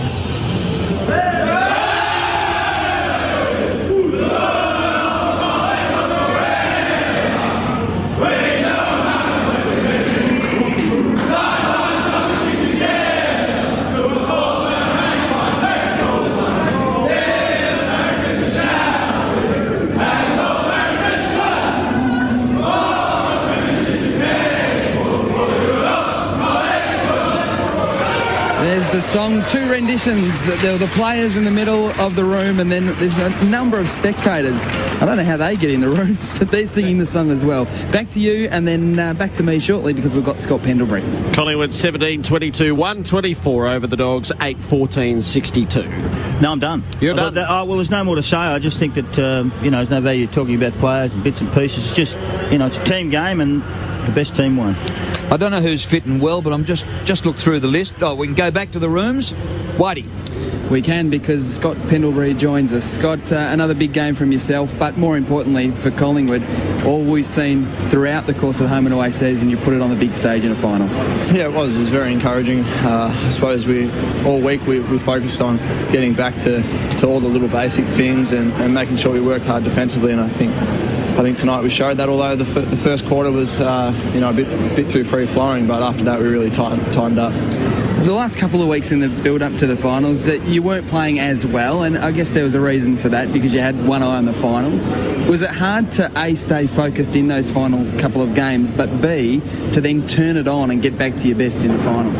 I don't think we were looking ahead. It's just that we met two really good sides, and we had opportunity against Hawthorn to win that game as well. And I don't think we're going to come out and belt every side every week. And the last 2 weeks we spoke about at half time that these are the sort of games we're going to be in come finals. Real close. Sort of a grind game, and it held us in good stead for tonight. Now all week, the weather forecasters were saying there was going to be 450 mils of rainfall at the MCG on Saturday night. What were you hoping for? Were you hoping for a bit of rain for your own game or for Collingwood's game, or did you want it fine? Oh, mate, I missed last year's final series, so I just wanted to play no matter what. I didn't really care what the weather was doing. Okay, now one final one from me. I want to talk about the confidence that you've got with each other. When the ball's at ground level, the way, the little flick off the ground or a little tap, incredible confidence you've got in each other at the moment. Yeah, I suppose we're very predictable, and we know what everyone's going to do, and there's a few guys in here that really enjoy soccer as well, and you can see it on display when they play football a little bit. Scott Pendlebury has the headphones on. Scott, magnificent performance by the team. I just thought it was superb all round. I'm interested, though, in your thoughts as the players out on the ground when you're dominating the game early, especially at half-time, and yet that old bogey that you just missed shots that you should have nailed at half-time, 7-15. Does that worry you at all? Is there a feeling amongst the playing group, oh, gee, I hope we get it back on track?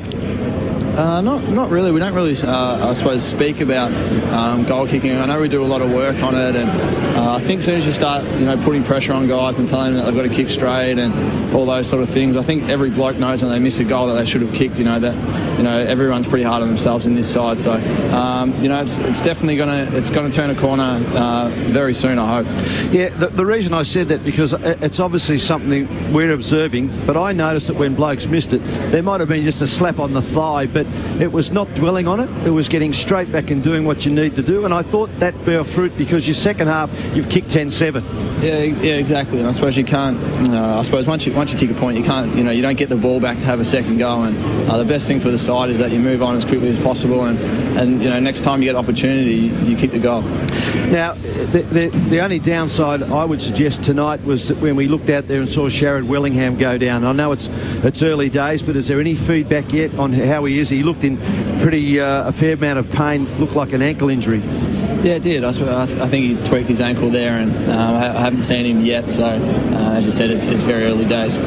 The other thing that stood out today, and I guess we talked about last week that a really good player in your team played his 200th game, but had to make way for Brown. And Brown again today showed why he's forced his way into that side, because the combination between Brown and Jolly again tonight was outstanding. Yeah, they work very well together, and Brownie is also very dangerous when he goes forward, and his work rate's really good up forward, and then he gives Joels a bit of relief, and then Joels can sneak down forward and hopefully kick a few goals as well. So they are working very well together.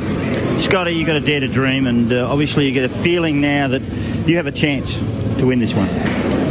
I'm not looking that far ahead, mate. We've got, I think we play Fremantle or Geelong, in a fortnight, so we'll recover as best as possible and make sure we're ready to play that game. But you're actually set up well. What we talked about before, you were predictable, you're consistent, you're honest with each other. The honesty amongst each other, you can see it on the ground. No one lets anyone down. No, exactly, and that's something we built our pre-season on. We wanted to be really predictable to each other and make sure that we all knew what was going to happen when blokes had their football in hand, and it held us in good stead. And Scott can't let his coach down now because it's meeting time, and Scott's the only one left. Thanks for your time, Scott. Thanks, guys. Appreciate it. Scott Pendlebury with Adam White. Collingwood 17-22, 124 over the Western Bulldogs, 8-14-62.